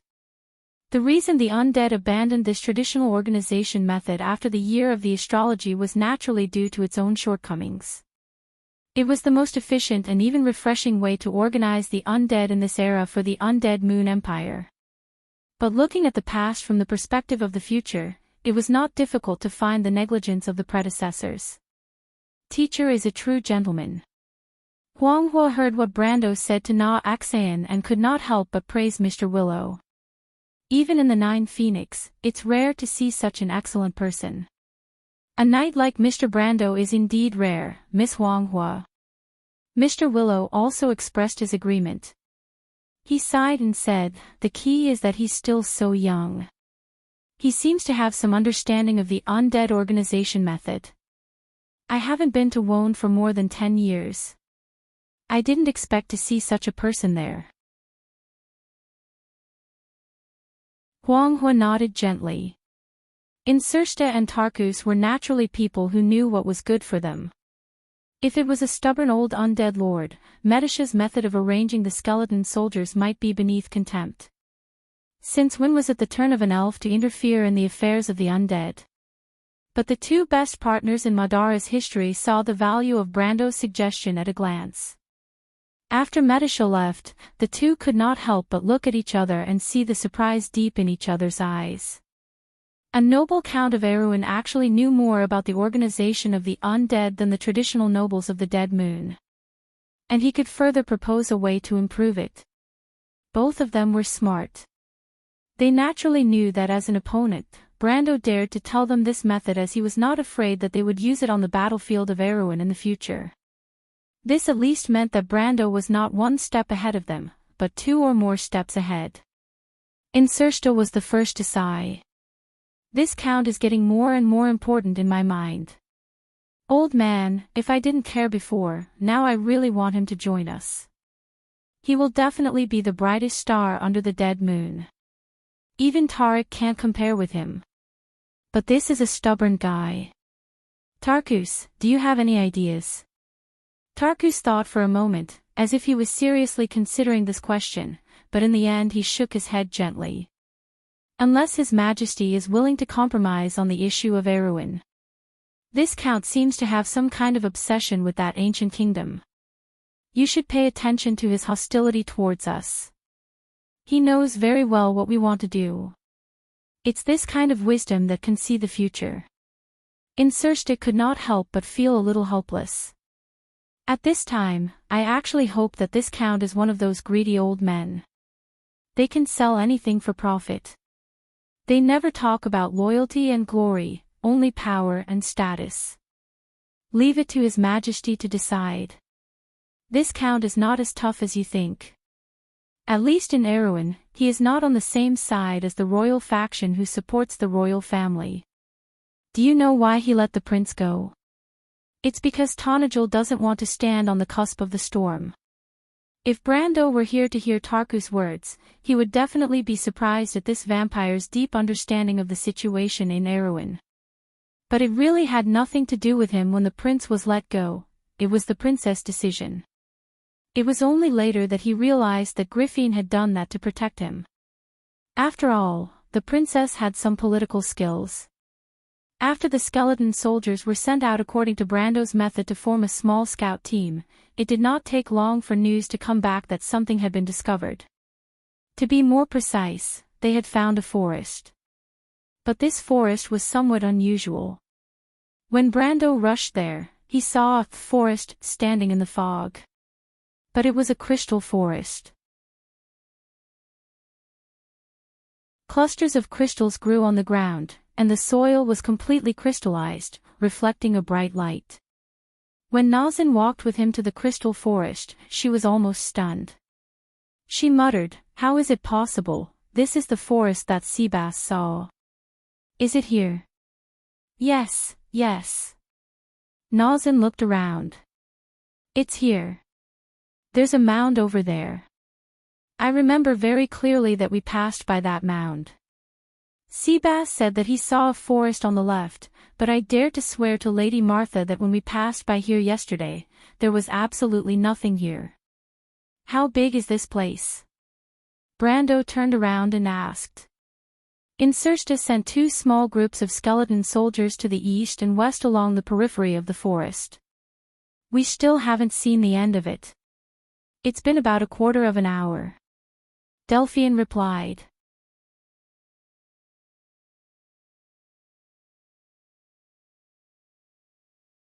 Chapter 1293. The Silver Elf Princess pondered for a moment and immediately estimated the distance. "Then there's no need to waste any more time, my lord. A quarter of an hour is enough for the tireless undead to walk a mile. Beyond this range, even if we explore the edge of the forest, it won't be of much use." Brando nodded and said to the Prime Minister's daughter, "Delphian, let the skeleton soldiers enter the forest, and we'll follow. Keep an eye on the sailors and don't let them act alone." The Prime Minister's daughter nodded. She knew that Brando wanted her to keep an eye on the sailors of the Phantom Chariot not because he was worried about what they could do, but rather because he wanted to protect them. As a noble, her lord was a little too soft-hearted, she couldn't help but think, but she wouldn't say it out loud. The orders were quickly passed down layer by layer. In fact, the emotionless and tireless undead were much more efficient at carrying out orders than intelligent creatures. The factor that originally limited their distance was also eliminated because of the new organization provided by Brendel, and this undead squad seemed to have taken on a new look. This was also the most frightening thing about the forces of the Dead Moon. Their low-level soldiers hardly needed training and were the best professional soldiers. Although they were dull, dullness was not necessarily not an advantage. The sailors were somewhat resistant to entering the Crystal Forest. Sailors at sea were the most superstitious group of people in this era, because the unpredictable weather easily made them revere nature. They believed that the storms at sea were the wrath of the god of storms, that the fog was produced by the singing of the sirens, and that they believed in sea monsters and almost all mysterious powers. But little did they know that there was no such god as the god of storms in Wonde. The one in charge of the Department of Winds and Storms was the goddess of the North Wind, who had fallen long ago in the last era. However, these gossip did not affect Brando. He knew that the complaints of these sailors represented the views of the people behind them. Sure enough, it didn't take long for the third elder of the Phantom Chariot to find him. He had nothing to say to this guy, and only told him, "Let Fong Chi come to me." The third elder was infuriated by Brando's rudeness, but there was nothing he could do. Just as Brando had said, they were in the same boat. Compared to Brando, they were even more clueless about this mysterious fog. My lord, do you need that person? Medisha looked doubtfully at the third elder who was walking away. She knew that her lord was not an impolite noble. He must have his reasons for treating these people like this. Let Delphian tell you, Brando replied. Medisha turned around. Delphian had already lowered her head and whispered in her ear, it's related to that. Opening the Jadeite mystery requires the blood of the supreme bloodline of the 9 phoenixes. As far as I know, the supreme bloodline of the 9 phoenixes has already split into the Ghost Chariot and the Jade Phoenix. I can't guarantee that Miss Delphian or Fang Qi can open the gate to the stagnation realm. After saying that, she blew a breath into Medisha's pointed ear. The silver elf princess shuddered. She turned around and glared at the woman angrily. While the two were still whispering, Brando had already stopped. He stopped in front of a huge cluster of crystals and looked to the side. While everyone was still wondering what he was looking at, Brando suddenly raised his hand and slashed in that direction. Before anyone could react, the light beside the cluster of crystals was distorted. The spatial ripples caused by Brando's hand hit the spot where the light was distorted. There was a sharp cry, and a strange crystal creature was sent flying. It crashed heavily into the cluster of crystals on the other side. After that cluster of crystals was shattered, it flew back 5 or 6 meters before it landed on the ground. Strange creature. Crystal cluster. Phoenix Hua and Medisha shouted at the same time. Wait a minute, I didn't feel its presence at all. The silver elf princess was the first to react. Her silver eyes looked at Brando in surprise. My lord. It was as if this thing didn't exist before. It was as if it appeared out of thin air. Brando also reacted. If it wasn't for you, young Master Brando, even I wouldn't have noticed it. Those are parallel beasts, Phoenix was said. They are the eyes and ears of the army of strange creatures. They will hide in the spatial gaps parallel to our world. Teacher, how did you find them? Brando shook his head. He could only find them because of his dark perception ability. No matter how well the crystal cluster was hidden, it could not deceive the flow of magic. This was the power of dark perception. Otherwise, he would not have been so excited when he first obtained this attribute. Follow me. The appearance of the crystal cluster made his premonition come true. He raised his hand and said to the others. But at this time, Delphian suddenly looked at the shining amethyst in her hand. She raised her head and said to Brando, My lord, Insersta said that the skeleton soldiers on the left wing went out. What went out? It means that they went out of the forest. There is a large plain in front of them. There is no fog there. How is it possible? How can this forest be so thin? We haven't even walked a mile deep yet. Na Axion cried out. Is this forest in the shape of a belt? No. Brando shook his head as if he was not surprised by Delphian's words. This is not a forest. This is not a forest. Brando stepped on the ground. I have seen this crystallized land before. Medisha, do you remember? The silver elf princess frowned slightly, but her eyes suddenly lit up. The deadly frost forest. She shouted in a low voice. While the two of them were talking, a strange sound suddenly came from the sky. The sound was like something passing over their heads, making a whistling sound. This sound quickly turned into a deafening sound. Everyone saw a burning meteor falling from the sky, falling straight into the crystal forest. Get down. Na Axion only had time to give a warning before the air current mixed with countless sharp crystal shards hit her face. Except for Brando and Frank, almost everyone was thrown to the ground. Brando reached out and pulled Delphian into his arms. At the same time, he threw Halran Gaia in front of Hippamra. A gray light screen immediately blocked the shockwave. Frank protected Magadol, Mr. Lu stood in front of Phoenix Flame, and Metasha was able to protect herself. She carefully stood behind Brando, the mistress of the white mist on her shoulder. The roar and the rising clouds lasted for a long time. When Axane got up from the ground, she felt a burning pain on her face. She touched it with her hand and could not help but suck in a breath of cold air. There were a few cuts on her face, and it was full of blood. Fortunately, it was not a serious injury. She looked up and saw that after the smoke dissipated, only Brando, Frank, and Metasha were still standing. Besides them, there was also Delphine in Brando's arms. She coughed softly and quietly got out of the latter's arms. "What is that?" Axane suddenly saw the scene in front of her and could not help but be shocked. The place where the forest used to be had now turned into a large crater. In the depths of the crater, there was a meteor lying there quietly. The meteor was burning with flames, and the mottled surface was falling off, revealing a crystal that was emitting a bright light. Somir crystal. Brando threw a blanket on her head. "Wrap your head. Don't expose the wound. Be careful of the crystallization disease." Although Axane did not know what the crystallization disease was, at least she knew that Brando would not joke with her at this time.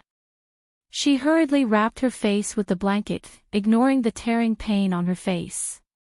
Fortunately, she was also a fugitive in the underworld. She could still endure this pain. Brando looked up at this time.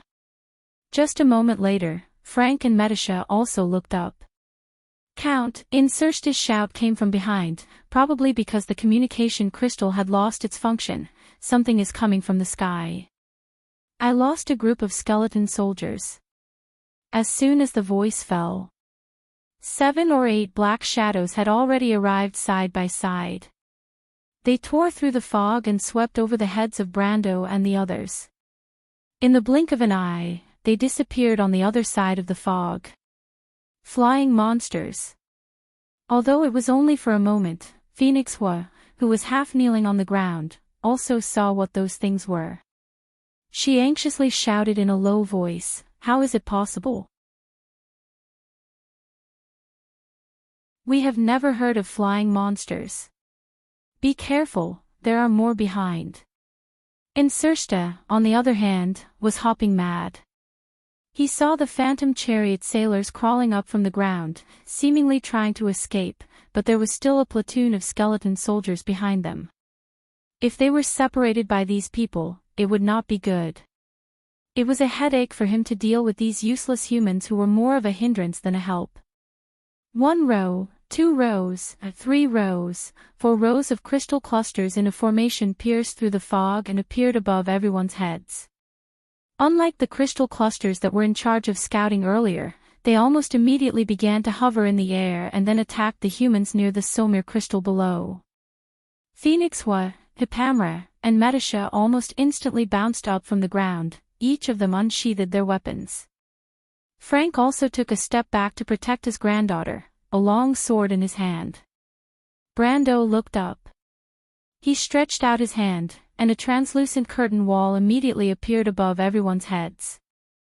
Then, he pushed it forward, and the spatial wall immediately moved forward. The crystal clusters that were diving down had no time to dodge and directly crashed into the wall. There was a continuous sound of glass shattering, and it was as if there was a rain of crystals above everyone's heads. Countless crystal fragments fell and formed a layer on the ground.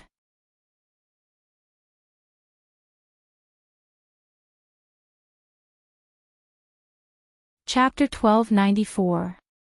In the eyes of Insursta and the others, the fog above their heads was dispersing layer by layer, as if blown away by the wind, revealing the thick clouds in the sky. A burning meteorite was dragging a long trail across the sky from west to east, blooming with a dazzling light. This light was reflected in everyone's eyes, shining brightly. And in the west, there was another one. A third and fourth shining light spots also penetrated the clouds and fell towards the east. They seemed to light up the clouds, turning the bottom of the clouds into a golden red color. "What's that?" someone asked. But no one answered. A scream drowned out everything. Whoosh! Crystal clusters flew over the forest, like a flock of startled birds, covering the sky and the sun. Then there were even larger crystal clusters that flew higher. They formed a curtain wall above the low-flying crystal clusters. Above them, there were even more, like a huge swarm of insects. This was the insect hive migrating. The whole sky seemed to be like a flowing purple tide, forming several intertwined turbulences that moved slowly in the sky. However, the slowness was just a visual illusion. The lower they went, the faster the crystal clusters flew. The formation they formed was almost whistling through the sky above the forest. Some even brushed past the treetops, bringing up torrents and blowing the crystal powder all over the sky. A few blind crystal clusters even wanted to attack Brando, but their fates were no better than those before. One by one, they crashed into the shining light shield and turned into dust. Everyone began to watch the net-like arc-shaped light shield flicker under the impact of the crystal clusters, as if it would collapse at any time. But this did not happen. It only deformed slightly and then returned to its original state. The crystal clusters crashed into it, and broken limbs fell like rain. Later, everyone could not help but feel a little numb.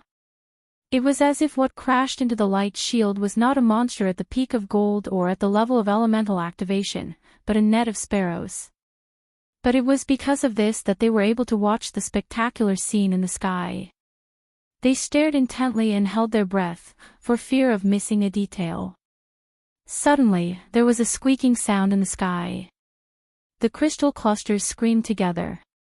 It was a cheerful cry, as if they were welcoming some kind of existence. Their cries were like countless crystals resonating in the sky, making a sound that made the whole world tremble. To be exact, it was a tsunami of sound that echoed throughout the sky. All of a sudden, a crystal cluster that was so huge that it almost filled the entire sky suddenly appeared from the clouds. The crystal cluster was like a blue whale swimming leisurely in the background of the sky. Its huge body was like a floating mountain range. Its long fins stretched out from both sides, refracting the light of the crystal under the sunlight.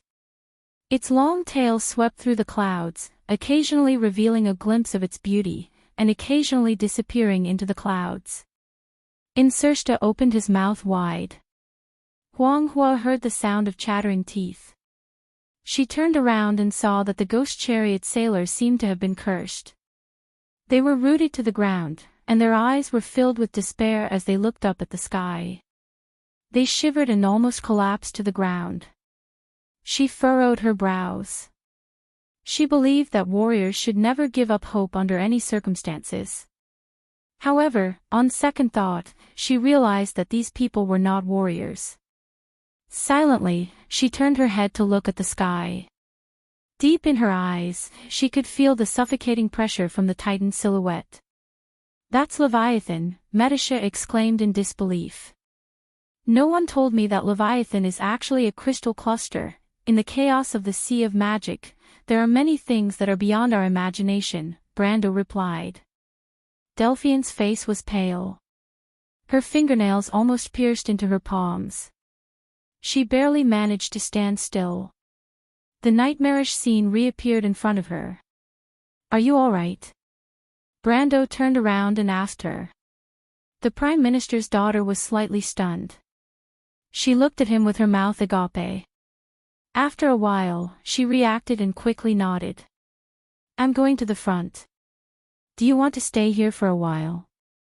There won't be any danger in the light barrier." "No." Delphine shook her head firmly. "I know. There's no place safer than the Liege." Brando glanced at her. "Then come with me." He took one last look at the Somir crystal that fell to the ground, and then walked forward without looking back. In front of him was the last border of the crystal forest. The skeleton soldiers passed through there a moment ago and brought back the information that there was a plane ahead. At this moment, he had become the backbone of everyone, including the people of Phantom Chariot. No one jumped out to sing a different tune. When they saw him walking forward, they subconsciously followed behind him. Even the sailors of Phantom Chariot did not fall behind. "Did you see that?" Enrich said to his old partner. Tarkus did not say a word. He only shook his head. "What right does he have to do that?" Elder Phantom Chariot, who was ignored by Brando, roared with his hair and beard standing on end. Beside him, Fang Chi turned around and glanced at him. He raised a finger to his lips. "Shoo, we must learn to respect the strong, Elder Lonely Mountain." "Fang Chi. He's very strong." Fang Chi looked deeply at Brando's back. "And he wants to talk to me. Miss Delphian knows the secret of the mystery of Jade. Do you understand?" Elder Lonely Mountain's face turned red and white, but he could no longer say anything. Nothing was more important than the mystery of Jade. The scenery behind the forest stretched as far as the eye could see. Only the word endless could describe such a shocking scene. It was a long arc, so long that it was almost impossible to see the end. There was no end to its east and west. There were only undulating faint shadows, like the undulating mountain line hanging on the horizon. It was like a long outline that outlined the boundary between heaven and earth. Under the arc, there was a black land that stretched as far as the eye could see. It was like an expanding surface, stretching and enlarging everything on it. The forest was like an isolated island in the vast sea. It was so small that it set off the vastness of the land. Brando and the others stood at the edge of the isolated island. Everyone was dumbfounded. In front of them, reflected in their eyes, two armies were engaged in a life-and-death battle on this land. The battle cries seemed to be isolated behind a barrier. The moment Brando and the others walked out of the forest, the earth-shattering sound waves swept over like a tide, washing the eardrums of everyone present. The purple waves swept across half of the land. They were countless crystal clusters. Their number could not be described with any human language. On such a vast land, the unfolded battle line could not accommodate all the crystal clusters attacking on the same front. They crowded together and filled all the space, even layer upon layer. Like a marching ant colony, they swallowed everything in their path. Their enemies. Metisha did not recognize them. Delphian also narrowed her eyes and looked at the messy banners with some confusion. But Enrich and Tarkus's expressions changed. Black bone claws tightly grasped the vines. That was the Phanasa Legion, the first legion of Roman Tuo's Black Rose in the middle of the Sea of Dying Moon. It had participated in the First War of the Black Rose, but it did not fight on the battlefield of Erewhon. Instead, it faced the terrifying Saint Tassel Legion. The insufferably arrogant Wind Elves also suffered grievances in front of them. Just as their commander, the King of White Mountain, Philip, said, this was a legion forged of steel. Their will was like iron, and they were ruthless. But this legion was now almost completely annihilated. A few remaining banners struggled to hold on in the purple waves. In the blink of an eye, they were completely submerged. Anyone who had a little understanding of Vaughn's military structure would understand that this legion had disappeared. Its reputation, and all its memories of the past, had completely disappeared from this land. On this battlefield, the famous legions of the Empire of the Dead Moon were lined up in a row. Brando counted 7 or 8 of them. Any one of them was enough to destroy the small kingdom of Erewhon. The only chance left for the people of Erewhon might be that this rising new empire did not attach importance to the nobles of Erewhon. But now, there were other reasons. Brando suddenly remembered that since the Second War of the Black Rose, the Phanasa Legion had never appeared in Madara's battle order. The players of Madara thought that the Withered Claw Lord had lost the political struggle with His Majesty. After his power was removed, he was exiled to the south of the Empire, a forbidden area that the players could not set foot in. But today, they were indeed here. But in another way. He raised his head. Above the arc that represented the horizon was the golden red sky. Under the thick clouds, countless crystal clusters flew out from the forest. Meteorites fell from the clouds one after another. It was like the end of the world. The crystal clusters had already occupied half of the sky. Anyone could see that the undead had to retreat. Where's the bone dragon? Why can't I see the bone dragon? The lazy aura on Insersta's body seemed to have disappeared all of a sudden. He rushed to Brendel's side and cried out involuntarily. There. Delphian pointed at a corner of the battlefield and said to him. On the black ground, the white remains of the bone dragon were scattered all over the ground. A huge monster crawled in the middle of the battlefield like a sleeping giant. Brando recognized this bone dragon. To be precise, he had seen it once in Fortress Reden. When it flew over at a low altitude, it destroyed the last resistance of Fortress Reden with its dragons. At that time, it was still arrogant, unlike now when it had lost all of its vitality and aura. Bone Dragon Lord Bisaz, you're tuning into the LoveLore Library YouTube channel.